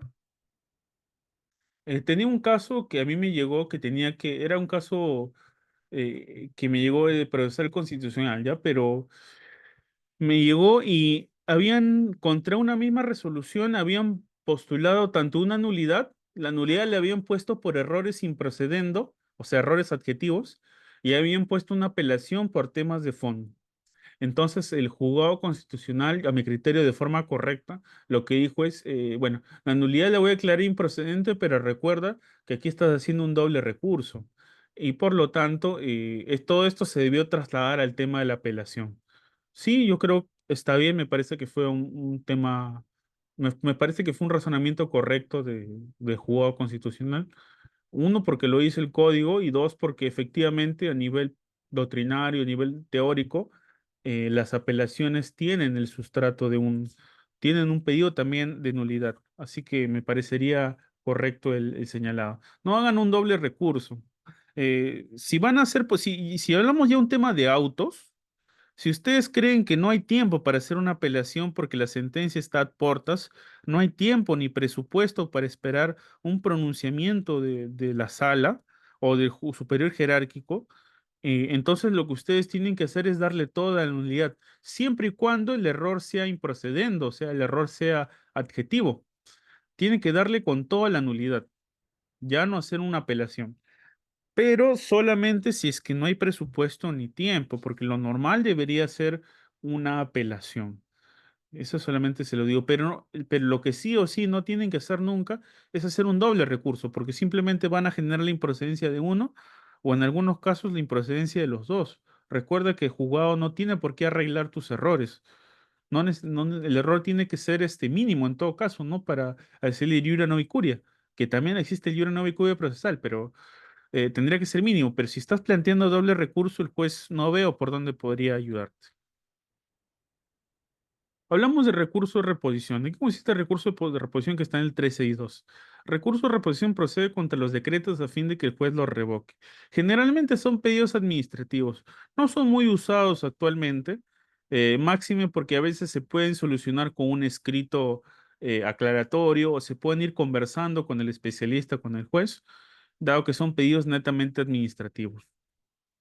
El recurso de reposición es el medio impugnatorio en el cual se pretende que el mismo órgano de jurisdicción que emitió la resolución recurrida subsane los agravios. Es muy parecido a la nulidad en cierto sentido, pero para temas administrativos, no para temas de fondo, quedando solo por establecer contra cuál es la idea de catálogo de resoluciones son diversas en diferentes legislaciones, sin embargo, donde existe uniformidad es con respecto a los decretos o providencias simples. O sea, en todo el mundo se utiliza un recurso parecido para atacar los decretos o providencias simples serían básicamente resoluciones de trámite, no resoluciones que contienen un pedido de fondo. Bueno, esto también lo hemos señalado, creo que esto ya se puede leer. El plazo para interponerlo de 3 días, poquito, la verdad, contada notificación de la resolución. Interpuesto el recurso, el juez advierte que el vicio error es evidente o que el recurso es notoriamente inadmisible e improcedente, lo declarará así sin necesidad de trámite. De considerar necesario, el juez conferirá traslado por 3 días. O sea, si el juez lo considera, lo traslada, pero normalmente no lo considera porque son pedidos netamente administrativos. Ahora vamos con el recurso de los medios impugnatorios por antonomasia. Hablamos de la apelación. El recurso de apelación tiene por objeto que el órgano jurisdiccional superior examine, a solicitud de parte o tercero legitimado, la resolución que les produzca agravio, con el propósito de que sea anulada o revocada, total o parcialmente. Este es el famoso recurso por antonomasia, el que todos solemos usar. Hacemos apelaciones de auto, hacemos apelaciones de sentencia, etcétera, ¿no? Supuestamente a nivel de sentencia debería demorar menos, ¿no? Pero hay casos, lamentablemente, en los que la demora es bastante fuerte. Y hablamos generalmente de procesos de inmuebles, ¿no? Que son de 4 o 5 años que demoran, o procesos de familia extensos, como podría ser el proceso de divorcio, que hay casos que una vez bajé al Zamora y vi un señor que me comentó que ya estaba en 7 años su divorcio. Y era un divorcio doméstico, no era que era el divorcio de los hermanos Tudela, no era el divorcio de un familiar del grupo Intercor, del grupo Romero, no, no. Era de, era de un caso doméstico, 7 años. Demasiado, ¿no? Demasiado. Bueno, continuamos. El recurso de apelación es probablemente el más popular de todos los recursos, tanto que en el lenguaje común se ha convertido en sinónimo de medio impugnatorio. Esto se debe a que, sin duda alguna, es el más importante utilizado de todos los recursos. Se caracteriza solo porque está concebido para afectar a través de él autos o sentencias, es decir, resoluciones en las cuales hay una decisión del juez originada un análisis lógico, jurídico del hecho y la norma aplicable al hecho, a diferencia del decreto que solamente es una aplicación regular de una norma procesal impulsora del proceso.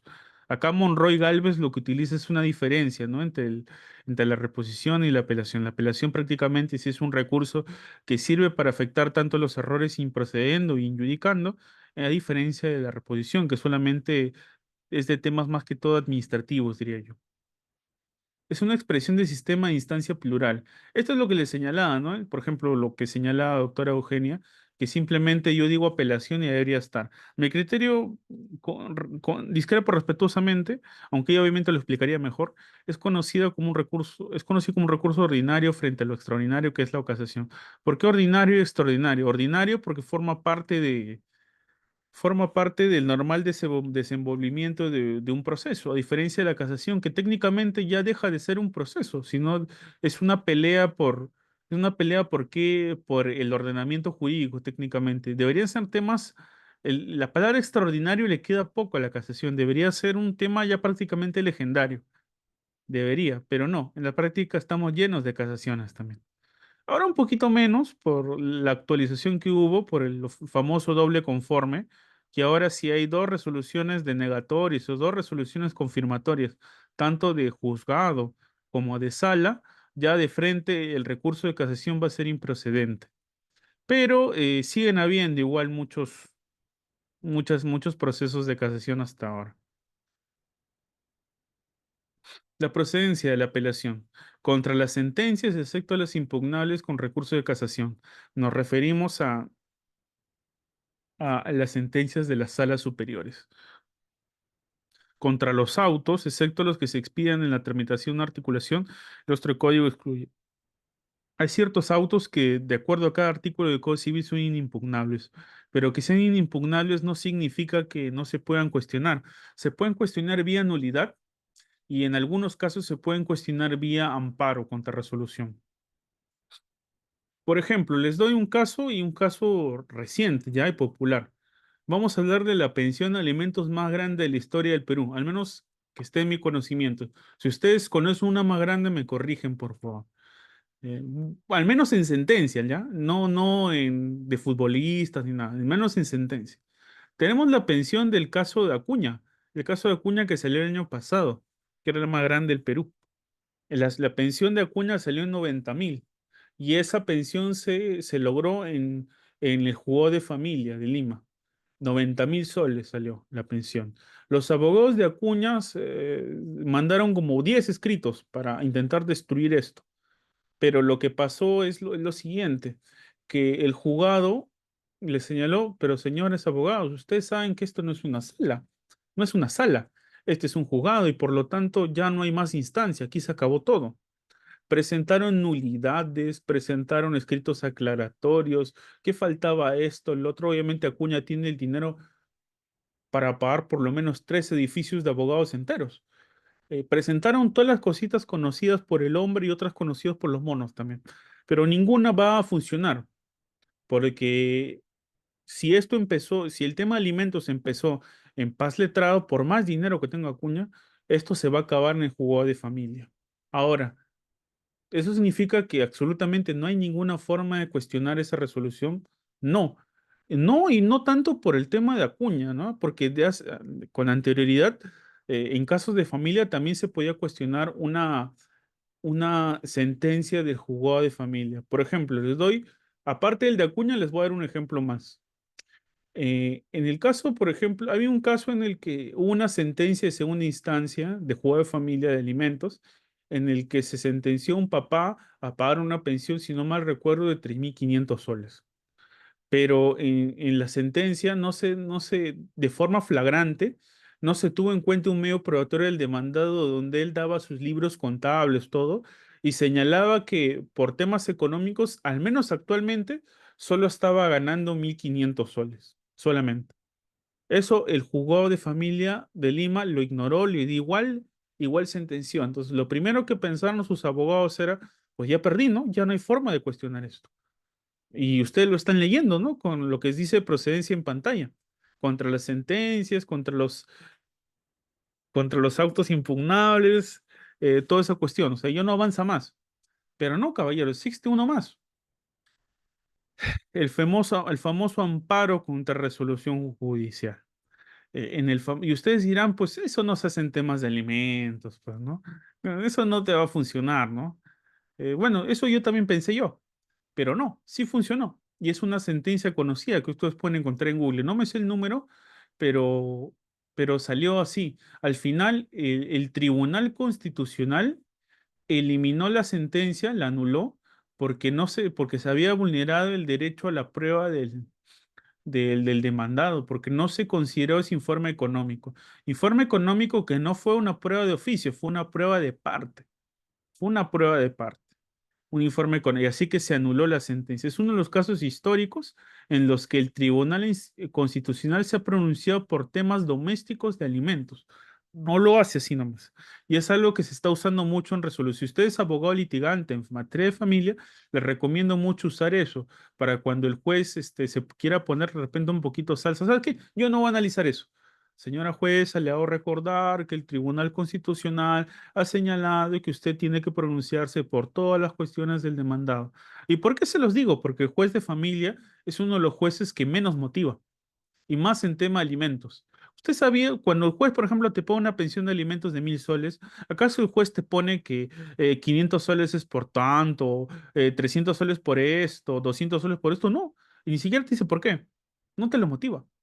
Es que tampoco está obligado, al menos del monto exacto no está obligado.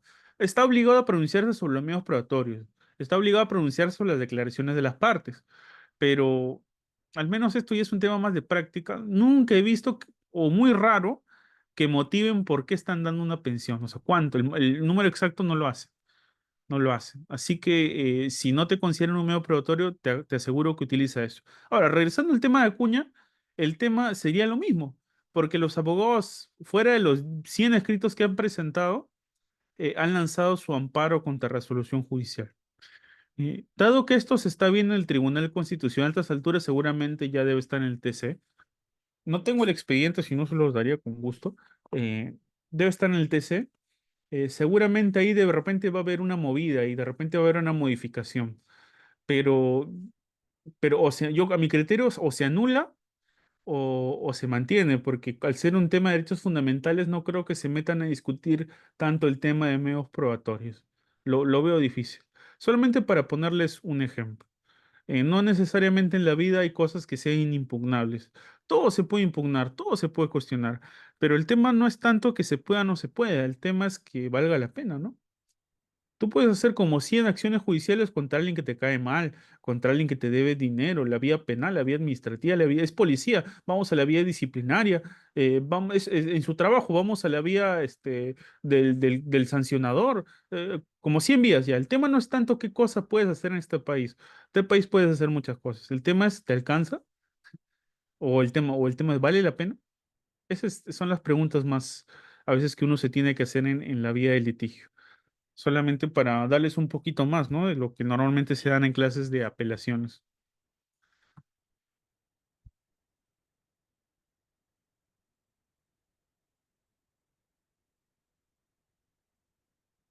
En el plazo de amparo para resoluciones son 3 meses nada más, o sea que se podría ejercer sobre todas las sentencias. Sí, no, sobre todas las sentencias no. Si tú haces un amparo contra una resolución de sala, no vas a poder, porque la resolución de sala sería vía casación. No podrías. Esto no lo he probado yo, sería mentirte, ¿ya? Esto es lo que voy a hablar a continuación, no lo he probado. Sería mentirte, pero si estamos ante dos resoluciones que fueron denegadas o fueron confirmadas, tanto la de juzgado como la de sala, y no, obviamente por la actualización de la casación, por haber doble conforme, yo no puedo irme a casación. Técnicamente la casación estaría lejos, ¿no?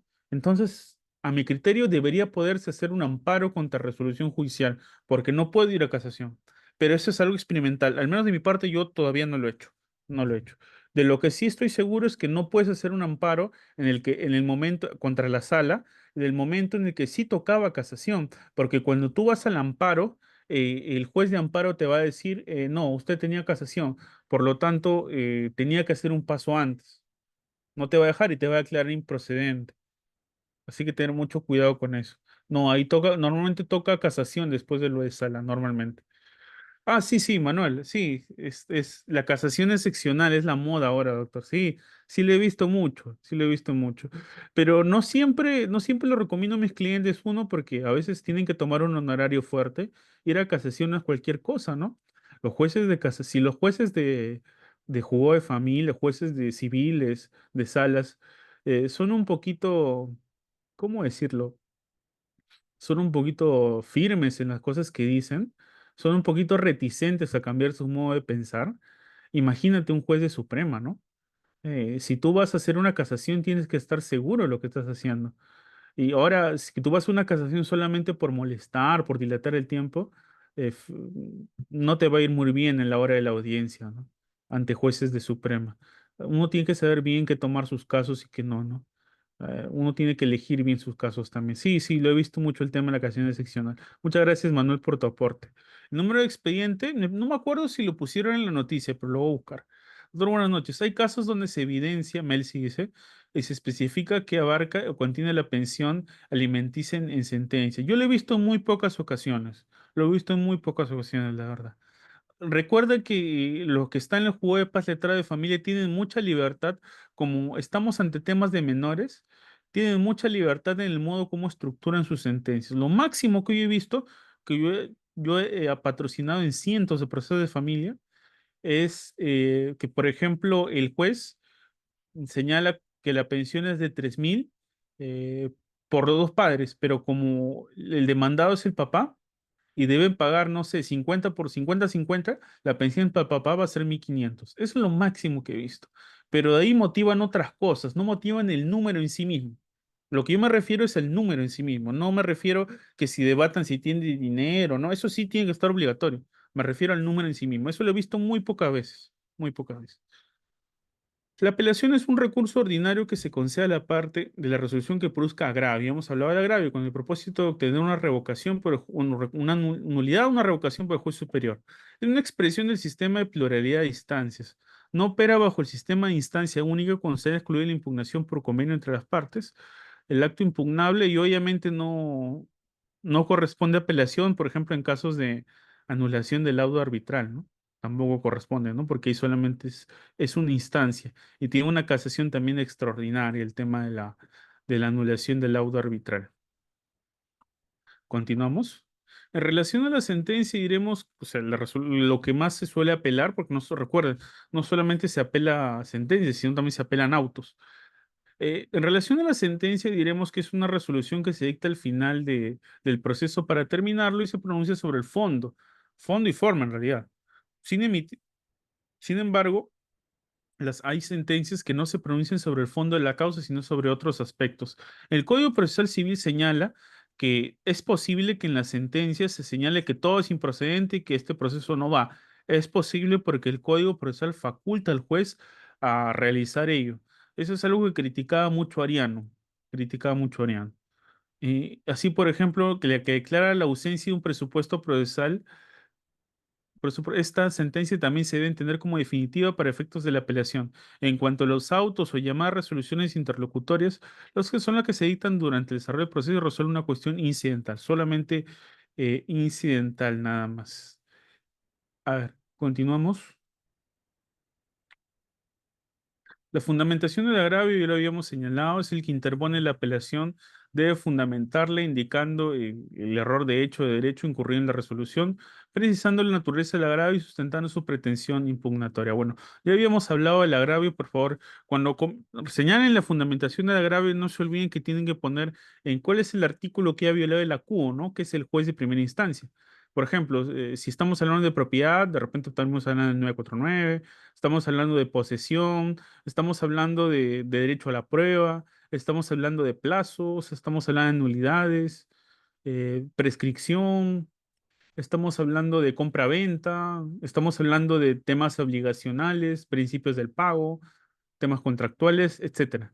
Tienes que fundamentar bien el artículo y si no tienes artículo, tendrás que fundamentar el principio en todo caso. Por ejemplo, en temas de menores, la fundamentación del agravio es casi a nivel de principio, porque tú no vas a ver en el Código del Niño y del Adolescente, tú no vas a ver si el padre hace esto con el menor, pierde la tenencia. No, no vas a ver eso. Vas a ver cosas de principio nada más. Obviamente ahí está el famoso principio de interés por el niño. Cosa diferente en temas de inmuebles, ¿no? Porque ahí sí vas a ver, el precario es precario cuando pasa esto, vas a ver temas de resolución de contrato, defensa posesor extrajudicial, que sí tienen artículos. A diferencia del proceso de familia, que el articulado es menor, pero sí se pueden usar temas de principio. Igual, eso cuenta como fundamentación del agravio. Ahora, temas de procedencia y admisibilidad. La apelación se interpone dentro del plazo legal, cada proceso sumarísimo, abreviado, el conocimiento tiene su plazo correspondiente. No se olviden de los términos de la distancia, no se olviden de lo que es conocido como el plazo adicional de resolución electrónica, entre otros. El tema de los plazos es importantísimo. La apelación o adhesión que no acompañe de recibo de la tasa se interpongan fuera de plazo, que no cuentan fundamento, no precisen, serán de plano declarados inadmisibles o improcedentes. En mi experiencia, difícilmente lo declaran improcedente, lo declaran inadmisible. Hay muchos colegas que tienen la costumbre, mala costumbre en mi criterio, que es que presentan sus escritos sin los aranceles y lo hacen a propósito, para ganar plazo. Eso es una viveza, a mi criterio, y no debería ser usado, porque al final estás destruyendo el sistema de justicia con resolución. Entre resolución y resolución, tranquilamente puedes ganar 3 meses de plazo. Y tú eres, pues, señor abogado, eso me sirve a mí como demandado, está bien, te sirve, pero en realidad estás afectando el sistema de justicia y no debería ser dable ese tipo de cosas. Por lo que algunos jueces ya actualmente ya están multando a los abogados que expresamente están haciendo esta. Una cosa es que te hayas equivocado y no esté el arancel, pero otra diferente es que deliberadamente no lo hayas presentado. Eso de ahí genera dilación y pues la verdad que sí, pues algunos sí se merecen su multa. Para los fines que se refiere al artículo 357 se ordenará que el recurrente subsane, bueno, tema de subsanación. La subsanación puede ser por dos motivos. Uno, porque hay un error en la fundamentación del agravio o porque no se presentó lo que es el arancel. Normalmente no suelen haber más errores. Yo era, señor abogado, ¿puedo destruir una apelación si le señala al juez que no hay fundamentación del agravio? Tú puedes ganar en la audiencia de vista, puedes ganar en la sentencia de revisión, pero no puedes evitar que el error de fundamentación Si no ha sido advertido por el juzgado, no vas a evitar que suba. Sería muy subjetivo, muy abstracto. Yo he logrado, por ejemplo, que ganar de forma en audiencias de apelación. Cuando le digo al juez o a la sala que no hay una fundamentación del agravio, si es una apelación que dice apelo y hay un montón de cosas que no se entienden. Entonces, como obviamente yo no puedo hacer una excepción de ambigüedad contra una apelación, no puedo hacer una excepción de ambigüedad, sí puedo señalar que no tiene fundamentación del agravio. Y si no tiene fundamentación del agravio, ni siquiera nos vamos a debatir el tema de fondo. Es algo que funciona entre un 20 y el 30%, pero si ustedes ven que la contraparte no ha fundamentado el agravio, sería bueno utilizarlo como consejo. Un consejo también que les doy a ustedes, señores abogados, señores estudiantes, señores abogados jóvenes, es que procuren ganar sus casos más de forma. Es mejor, es mejor. Un caso de, no sé, de 5 años lo puedes acabar en 3 meses. Por eso, procuren siempre ganar sus casos más de forma. Siempre lo mejor. Por eso siempre. Primero ataca la forma y luego vas al fondo. A ver. Lo demás, bueno, no es tan importante. Continuamos. Los efectos. Bueno, este es un tema interesante que quería discutir con ustedes. El tema de los efectos de la apelación. El recurso de apelación se concede con efecto suspensivo, por lo que la eficacia de la resolución recurrida que es suspensiva hasta la notificación de lo que se cumple por dispuesto superior. Lo normal. O sea, si por ejemplo la sentencia dice que me vas a pagar 1 millón de soles, yo la apelo y pues no te voy a pagar todavía, ¿no? Porque la fase de ejecución de sentencia recién es después que hay una resolución firme. Esto es usado mucho para los demandados que no tienen muchos argumentos de fondo y solamente les queda otra cosa que dilatar el proceso. Les ayuda mucho a hacer una apelación. Yo, por ejemplo, como abogado también de temas bancarios, muchas veces tengo que apelar, contradecir a veces, y es complicado. Complicado, porque, pero eso sí le comento, ¿no? Al demandado, mire, las cosas son así, con una contradicción tú puedes dilatar tanto tiempo, con una apelación puedes dilatar tanto tiempo, y en la práctica con este tipo de recursos uno tranquilamente podría extender el caso entre 1 año o 2 años, ¿no? Tranquilamente. El tema de su efecto suspensivo y sin efecto suspensivo, por lo que la eficacia de la resolución impugnada se mantiene incluso para el cumplimiento. Acá hay dos temas. Entonces usted dirá, pero señor abogado, ¿qué me sirve algo que no tenga efecto suspensivo? Si igual me van a ejecutar todo. Lo que pasa es que el 2 generalmente se refiere a algunos autos específicos. Eh, la mayoría de los autos, si tú los apelas, no pasa nada. O sea, lo va a revisar el superior jerárquico, pero no va a afectar tu proceso en sí mismo.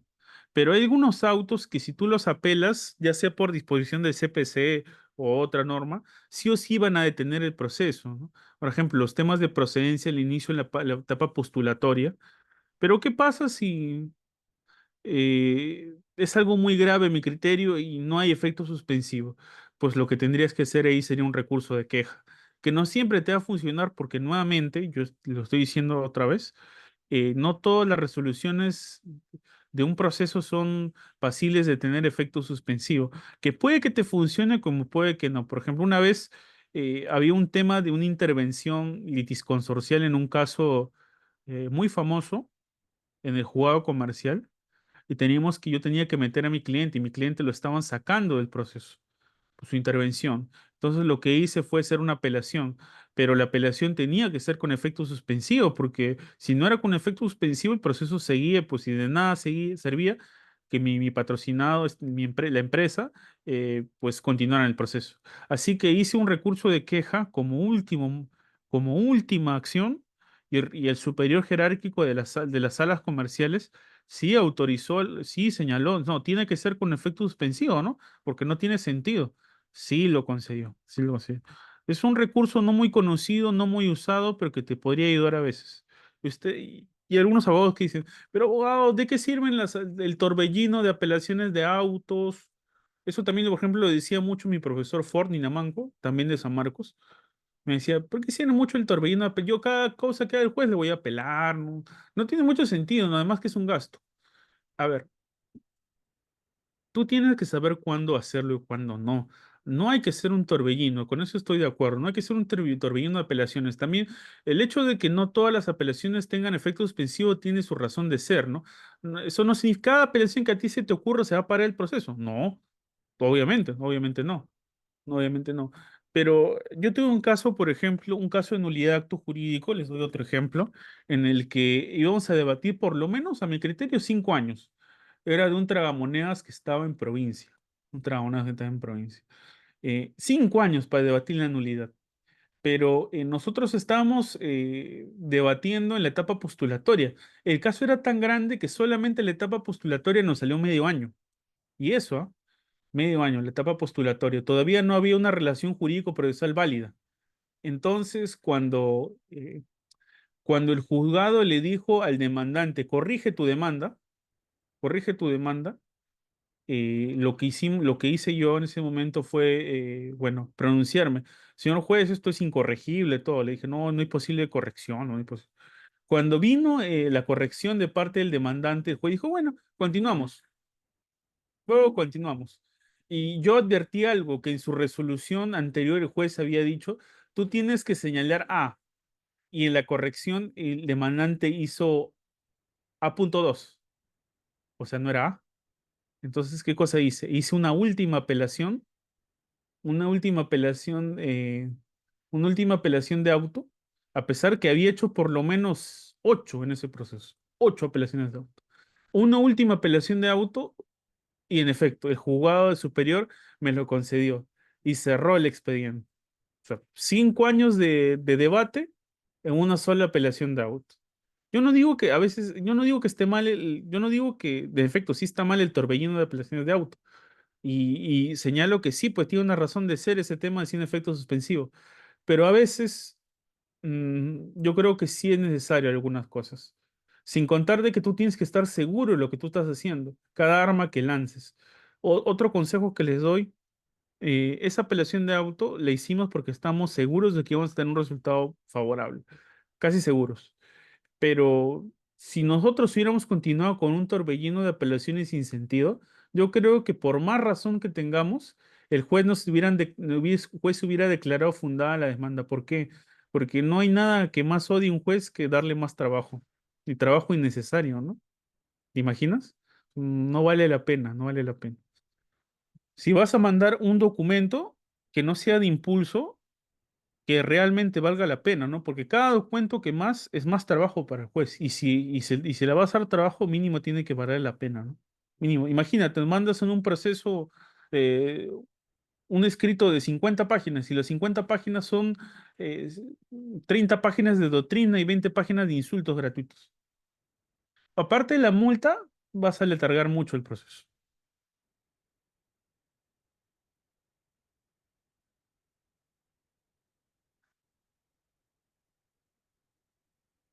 Ley de insistencia, bueno, el tema administrativo, bueno. Bueno, con respecto al tema el tema del efecto diferido, lo voy a explicar también, sí. Mire, el tema del efecto diferido es que cuando tú haces una apelación sin efecto suspensivo, lo que pasa es lo siguiente, que el efecto diferido lo manda, lo manda. O sea, si tú dices algo ahorita, mira, señor juez, yo considero que usted ha admitido esos medios probatorios y a mi criterio no debería hacerlo, por A, por B. Ya, yo apelo a esa resolución, tú lo has admitido. El juez dice, sin efecto suspensivo y no lo voy a elevar, dice, no lo voy a elevar, sin la calidad diferida, sin la calidad diferida. No lo voy a elevar. Entonces, lo que vas a hacer es que tú, sobre este tema, yo mismo lo voy a resolver, pero lo voy a resolver en la sentencia, en la sentencia. Entonces, al final, prácticamente lo que te está diciendo el juez es, ¿sabes qué? Ya, te voy a hacer caso, pero en la sentencia, no ahora. Mejor dicho, te está ignorando casi, en otras palabras. ¿Eso se puede hacer? Sí, y es lo normal, porque nuevamente hay un torbellino de apelaciones de auto en los procesos generalmente grandes. Hay un torbellino. Entonces, ¿eso es lo normal? Sí, es lo normal. Si tú consideras de que eso de ahí tendría que ser sin la calidad de diferida y tendría que elevarse el superior jerárquico, lo que tendrías que hacer es lo siguiente, mandar tu recurso de queja, mandarse tu recurso de queja, que vamos a hablarlo más adelante. Eso es con respecto al tema de los efectos. ¿Continuamos? Bueno, la impugnación tiene por objeto revisar las decisiones en busca de justicia, corregir los errores que causan agravio. Bueno, ya habíamos comentado. Les recomiendo mucho leer los comentarios del Código Procesal Civil de la profesora Ledesma. Son muy ejemplificativos, al menos la versión anterior. En cambio, si el recurso de apelación ha sido concedido sin efecto suspensivo, significa que, con prescindencia de la tramitación del recurso, la decisión contenida en la resolución apelada tiene por eficacia, puede exigirse su cumplimiento. O sea, le da igual, así simplemente continúa el proceso. Plazo y trámite de apelación de sentencias. La apelación contra sentencia se interpone entre el plazo previsto en cada vía procedimental. Puede ser 3 días, 5 días o 10 días. Procesos de conocimiento abreviado al superior conferirá el traslado escrito de apelación. Cuando te pasen el escrito de apelación, a mi criterio deberías presentar una pequeña absolución, pronunciándote por la apelación. Algunos consideran presentar la absolución, y es más, el código lo dice así, durante cuando ya sube a sala. A mi criterio, sería bueno presentarlo tanto ahorita como después, a mi criterio, por un tema estratégico. Al contestar el traslado, la otra parte podrá adherirse al recurso, fundamentando sus agravios, etc. Medios probatorios, bueno, los medios probatorios en apelación de sentencia no es algo muy común, pero en principio tienen casi los mismos requisitos cuando se trata de medios probatorios extemporáneos. Otras palabras, medios probatorios que lamentablemente no se pudieron obtener en la etapa postulatoria, pero sí se pudieron obtener con posterioridad. Es más común en temas de familia, donde los temas de conducta de los padres sí son a la par de cada día. En un proceso de familia, sobre todo en un proceso de tenencia, cada día se generan nuevos medios probatorios. Esto tiene un pro y una contra. Un pro. Primero, si tú estás seguro de que un medio probatorio va a valer para tu proceso de tenencia, mándalo. Pero tienes que estar seguro y corroborado con tu abogado. Si no estás seguro, yo te digo que preferencia no lo mandes, porque en los temas de tenencia, cada debate de medios probatorios es prácticamente una nueva demanda y una nueva contestación. Tu proceso de tenencia, que debió durar 1 año y medio, tranquilamente lo vas a poder elevar a 3 años, 4 años. Así que mucho cuidado en ese aspecto. Bueno, la prohibición de la famosa reformatio impeius, que es la reforma en peor. Si tú te condenan por 1.000 soles y tú apelas y luego en la apelación el juez de sala dice no, debías 5.000. ¿Qué pasó? Imposible, no se puede porque no hay reforma en peor. Ahora, si los dos apelan, si el otro dice no, no había 1.000, me debías 5.000 y gana 5.000, ya ahí sí tú no podrías hacer nada, ¿no? Porque hay dos apelantes. Esto solamente ocurre si hay un solo apelante. Vamos antes de irnos ya a la casación.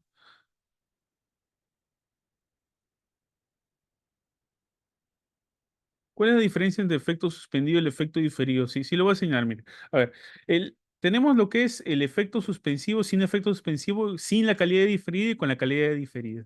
Primero, tenemos cuando es con efecto suspensivo, que es lo que ocurre con las sentencias, mandamos la apelación y si te condenan a algo, ese algo ya no va a ser materia ya de pago. Te condenan a 10.000 soles y hay efecto suspensivo, vas a pagar cuando pierdas la segunda instancia. Si fuera sin efecto suspensivo, tendrías que pagar directamente. Pero eso no ocurre con las sentencias. ¿Cuándo es sin efecto suspensivo? Sin efecto suspensivo es cuando tú apelas un auto normal del proceso, que si bien tiene fondo sustantivo y fondo procesal, no pueden detener todo el proceso porque si no, nunca acabaría el caso, ¿no? Eso es generalmente sin efecto suspensivo. Ahora, calidad diferida o no diferida tiene que ver con cuándo o quién lo resuelve. Por ejemplo, si fuera con la calidad de diferida, significa que tu recurso lo va a resolver el mismo juez cuando haga la sentencia. Eso es lo que significa. Si fuera sin la calidad diferida, significa que el juez no se va a hacer problemas y lo va a enviar al superior jerárquico. Si fuera un juez civil, lo va a enviar a los jueces de la sala civil. Eso es lo que va a hacer. Esa es la diferencia entre diferido y no diferido. Una articulación de nulidad que es desestimado, ¿procede la apelación? Técnicamente sí procede la apelación, sí procede, pero muy probablemente sea una apelación sin efecto suspensivo y con la calidad diferida. ¿Qué es lo que me ha pasado? Por ejemplo, eso que tú señalas me pasó mucho en el proceso que les comenté hace un poco, de la nulidad de acto jurídico. En ejecución de hipoteca, en primera instancia viene apelación En primera instancia, viene apelación de la caja, la sala revoca la sentencia. Si el recurso de extraordinario de casación, lograré que case, ¿qué hacer? En primera instancia, la sentencia fue el seguro de gravamen y la sala la revocaron. ¿Cómo sustentar mi casacional? No entiendo bien tu comentario, pero si estamos hablando de una sentencia que es diferente a la sentencia de primera instancia, sí puedes hacer casación, pero tendrías que ver por cuánto dinero es.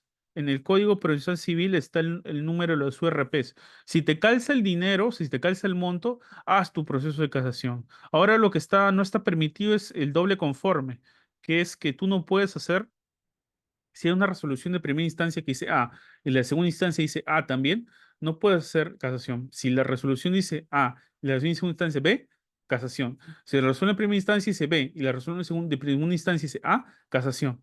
No tiene que haber doble conforme, pero aparte del doble conforme, yo te diría que te fijes el tema del monto, si lo vale.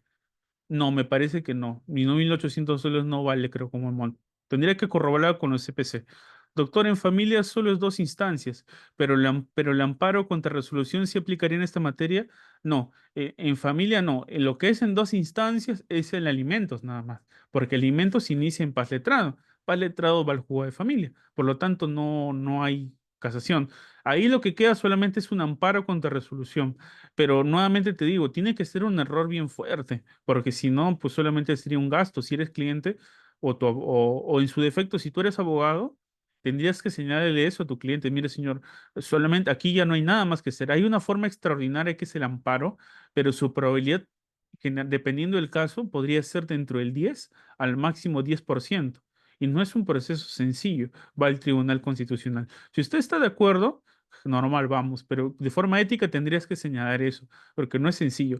Ese, por ejemplo, del caso del señor que ganó porque no se le consideró su informe económico, es uno de 1.000, ¿ah? O de 10.000 de repente, porque la mayoría son improcedentes en el TC. El de Acuña no sabemos cómo va a solucionar. Todavía, si hubiera habido un resultado, seguramente hubiera salido en noticias. No creo que todavía salga. Doctor, además los supuestos del 34.374 CPC, ¿puedo ofrecer prueba documental según instancia obtenida con fecha posterior a sentencia? Gracias por su respuesta. En temas de familia es más fácil porque tienes el principio de interés superior del niño. Es más fácil en tema de familia. Inclusive si no te atracan lo que es el tema de medios probatorios tempranos. Te doy un ejemplo. Yo tengo un caso de tenencia de hace unos meses en el tanto el demandante, que era mi cliente, como la demandante han presentado cada uno prácticamente dos demandas nuevas, porque han presentado cada uno, el escrito mío era de 34 folios, el escrito de ella era de 50 folios. Hemos presentado prácticamente dos demandas.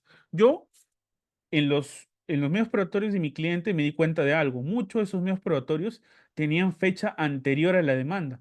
Por lo tanto, a buen entendedor del código, no configuraría como medios probatorios extemporáneos que se puedan poner. Entonces, ¿qué cosa hice? Metí el principio de interés superior del niño. Le puse un otro así. Señor juez, en caso de que mis medios probatorios no cumplan los requisitos para ser medios probatorios de acorde al artículo del Código Procesal Civil, solicito sean incorporados porque estamos en un proceso de menores, donde lo más importante es el interés del menor.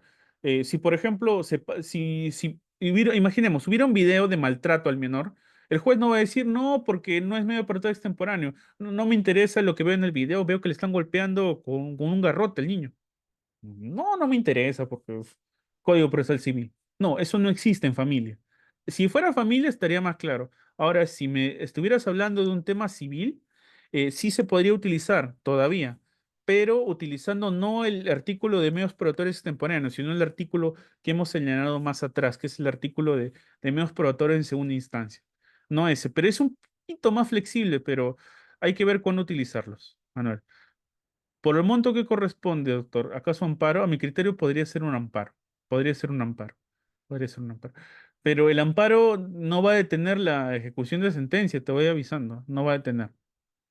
Y la probabilidad que lo detenga con la cautelar debe ser menos del 10%. Bien difícil, a menos de que los errores improcedendo sean exagerados.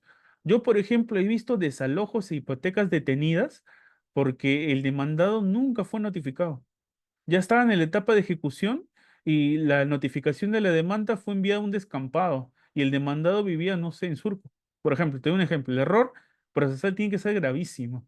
Yo he visto desalojos, hipotecas, reivindicaciones detenidas por ese tema, pero tiene que ser grave el error adjetivo. Si no, la probabilidad es bajísima.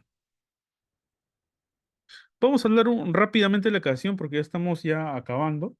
Bueno, la casación es un recurso extraordinario. Es un recurso extraordinario que tiene como objeto uniformizar la jurisprudencia y hacer un ejemplo de corrección jurídico-doctrinaria al país. Bueno, eso es en teoría, ¿no? Y eso es también lo que opina Monroy. El recurso de casación es uno de tipo extraordinario que, a diferencia de los recursos de reposición, apelación y queja, son un uso ordinaria. Este no tiene como objetivo centrarse en temas de fondo, sino en la correcta interpretación y aplicación de derecho objetivo. Si tú, por ejemplo, en primera instancia tú debates, mira, esta es mi casa. Esta es mi casa. En segunda instancia, no, mi casa es mía porque yo tengo este documento. En casación no vas a debatir eso. En casación, ¿qué vas a hacer? En casación lo que vas a debatir, de acuerdo al artículo tal, de acuerdo al derecho, esta casa es mía. De acuerdo al artículo tal, esta casa es mía. Prácticamente solamente te vas a centrar en infracciones normativas. No hay una revalorización probatoria, no hay. Eso es para primera y segunda instancia. Hay muchas personas cuyas casaciones son declaradas improcedentes porque no manejan este aspecto. Hacer una casación no es tan sencillo, requiere un nivel un poquito más fuerte. Bueno, hacerla y que el de la acepten es dos cosas distintas. He visto casos en los que inclusive poniéndole así bien bonito la infracción normativa, todo, incluso así, te lo declaran improcedente porque los jueces de Suprema tienen la posibilidad de interpretar las pretensiones.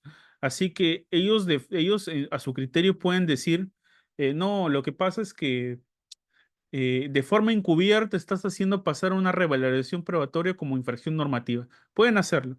Si te declaran improcedente, pues la casación, lo único que quedaría sería el amparo. El amparo, ¿no? Lo único que te quedaría el amparo.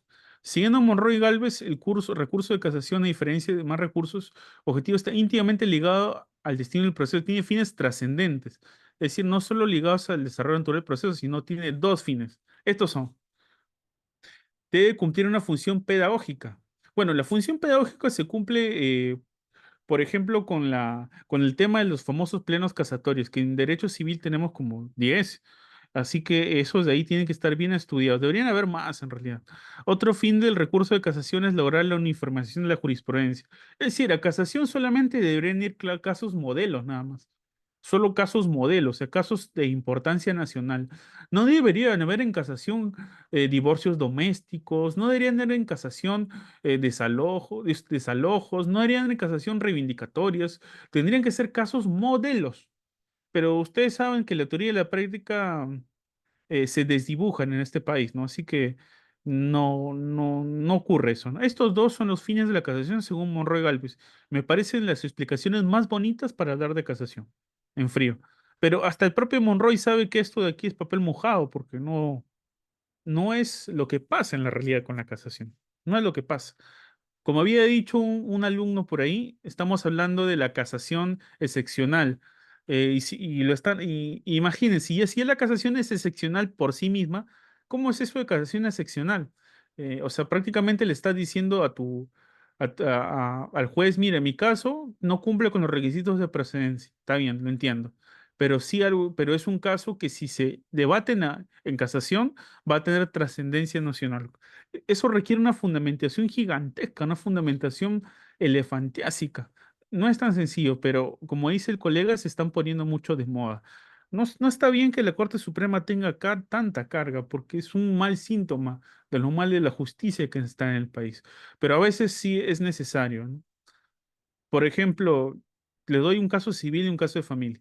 El caso de familia, el famoso precedente, bueno, precedente no es, pero el famoso de jurisprudencia que señala de que aquella mamá que hace alienación parental con la hija, con el hijo, pierde la tenencia de forma automática, se gestó en casación, porque sabrán gente colegas, que a pesar que en los procesos era evidente que la menor había sido manipulada por la mamá, con sendos exámenes psicológicos y pruebas contundentes, tanto en primera como en segunda instancia se ignoró este hecho. Se ignoró este hecho. Recién en casación se tuvieron que percatar los jueces que la menor estaba siendo manipulada y eso de ahí está acreditado. Era un tema de puro derecho.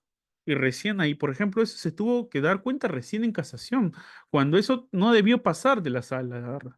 Ahora, en un tema civil, por ejemplo, tenemos el famoso pleno casatorio, no el primero, el pleno de la vergüenza que le dicen algunos teóricos como mi profesor de la Universidad Juan Espinosa. Y le decían el plano de vergüenza porque hablaba acerca del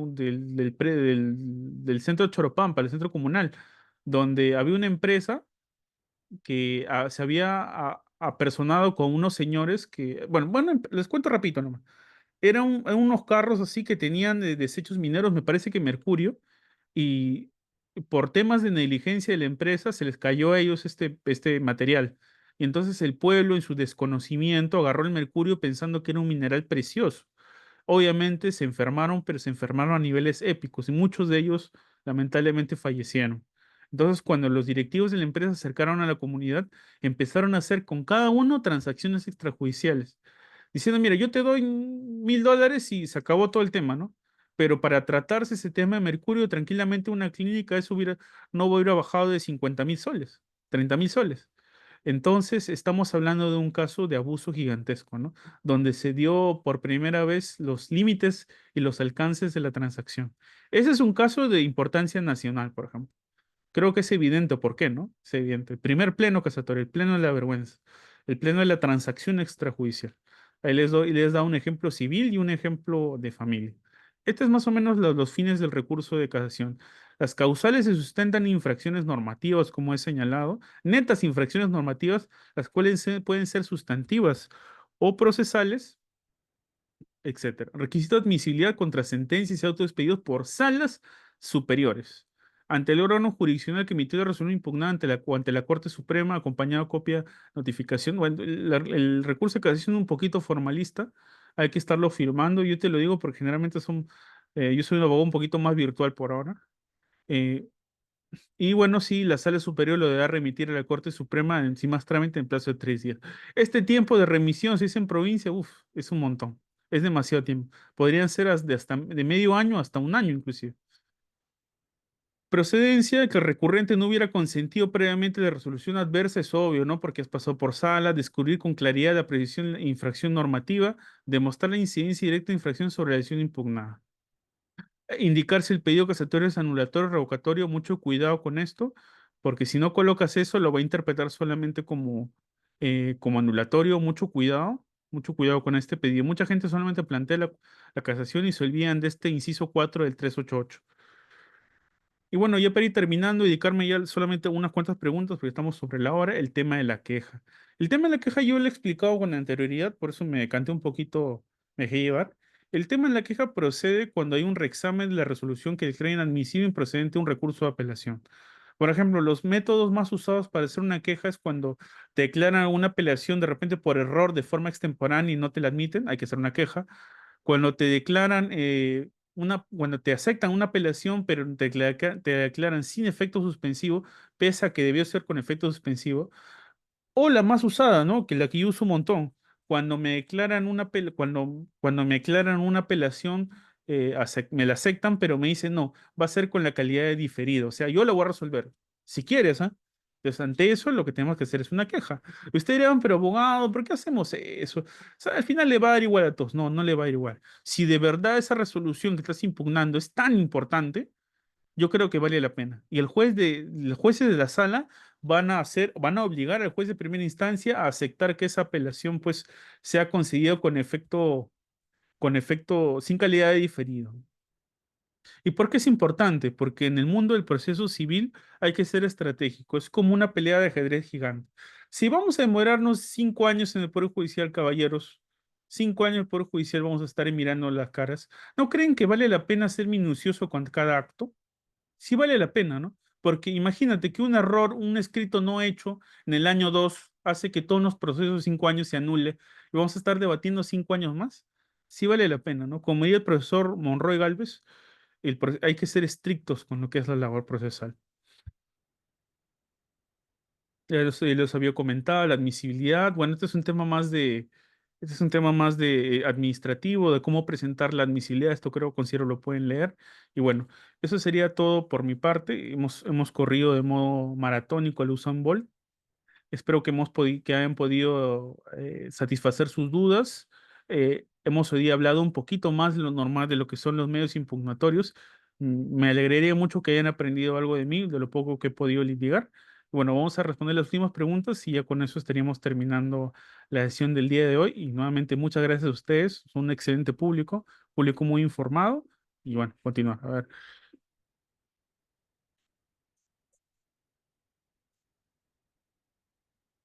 Doctor, cuando resuelve la casación para interponer el recurso de amparo, ¿hay un plazo para interponerla? Sí, sería, estaríamos hablando del plazo para una resolución judicial. El plazo normal de amparo son 3 meses, pero cuando es un amparo contra una resolución judicial, estaríamos hablando de 30 días hábiles. Sí hay un plazo.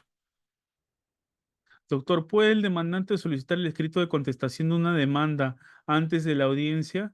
De poder podrías, pero hasta que te lo acepten va a demorar mucho. Yo te aconsejo dos cosas. Si tu abogado ya ha sido aceptado en el proceso o tú eres el abogado, lo que podrías hacer es intentar con tu casilla electrónica ver si el expediente es electrónico. Si el expediente es electrónico, tú intenta presentar un escrito al expediente, un consejo práctico, y en la lupita azul que está en el SINOE, haz clic ahí y te va a salir todo el expediente completo, cosa que ya no es necesario que lo solicites. Pero si el expediente es físico, yo considero que muy difícil que antes de la audiencia tengan la contestación, a menos que la audiencia, no sé, sea para el próximo año o algo así. ¿Tienes tiempo? Normal. Pero si el expediente es físico y no tienes tiempo, solamente te queda hacer una cosa, que es ir a leer el expediente nada más. Es lo único que te queda, nada más. Adalberto dice, en el certificado literal aparece la mamá como heredera única por fallecimiento de su hijo. Sin embargo, en el curso de la demanda, entre la primera instancia y la sala no advirtieron que corresponde notificar a la mamá y no le dijo fallecido representado por un curador. ¿Es posible revisar la demanda? A ver, aquí corresponde una nulidad de todos los actuados o una nulidad de oficio. Aquí es nulidad, sí o sí es nulidad. El tema está en que desde el momento en el que no hubo esa notificación se debió interponer la nulidad. Ahora, el juez no puede avanzar en temas sucesorios, el juez no puede avanzar si no están todos presentes. Yo te diría que igual interpongas la nulidad y para señalar que no hay una correcta notificación. Yo te diría eso, ¿no? Pero ten en cuenta que eso se debió presentar en su momento. Si no funciona la nulidad, ahí sí de repente podría ser un amparo, pero considero que lo primero es que hay que intentar es una nulidad. Doctor, en caso de sentencia de vista que se pronuncie sobre la admisión de prueba ofrecida en segunda instancia y confirma la sentencia de primera instancia, a ver, y en auto aparte niega la admisión de la prueba documental, al plantear casación, lo hago integrando las dos resoluciones y se abona uno o dos aranceles. Gracias por su respuesta. A mi criterio sería un solo arancel, caballero, porque estamos hablando de una sola casación. A mi criterio sería un solo arancel nada más. Me parece que cuando hay una normativa especial de aranceles que señala que solamente cuando son más de una sección se tiene que pagar un doble arancel o hasta triple si son 2 o 3 secciones. Pero en caso de casación, yo diría que solamente sería una en mi experiencia. La apelación diferida, lo resuelve superior. Excelente, doctor, muchas gracias. Disertación. Sí. Turno de consulta. En segunda instancia, para apelación de aumento de alimentos, ¿qué nos podría aconsejar al respecto? Bueno, con esto ya termino. Bueno, para aumento de alimentos, lo que tienes que acreditar son dos cosas. Uno, que el menor ahora tiene más necesidades que antes, eso es sencillo de acreditar. Inclusive hasta se presume, diría yo, pero lo que tienes que acreditar sí es el aumento de los ingresos del papá con respecto a la última vez.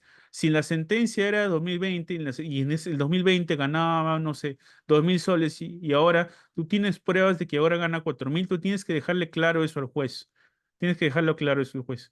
Y al ser un proceso de familia, de repente, pues, si no te dio tiempo para presentar algún documento, preséntalo normal. Como es un proceso de familia por interés superior del menor, no sé si te lo acepten, pero al menos sí te lo van a considerar. Muchas gracias a a todos ustedes así por su asistencia. Es una sesión un poquito técnica, hemos tocado demasiados temas en tan poco tiempo, pero hemos tratado de hacer la forma más didáctica posible. Nuevamente les agradezco a todos ustedes y esperamos nos podamos ver en otra oportunidad. Muchas gracias por ser un público tan participativo. Lo agradezco bastante.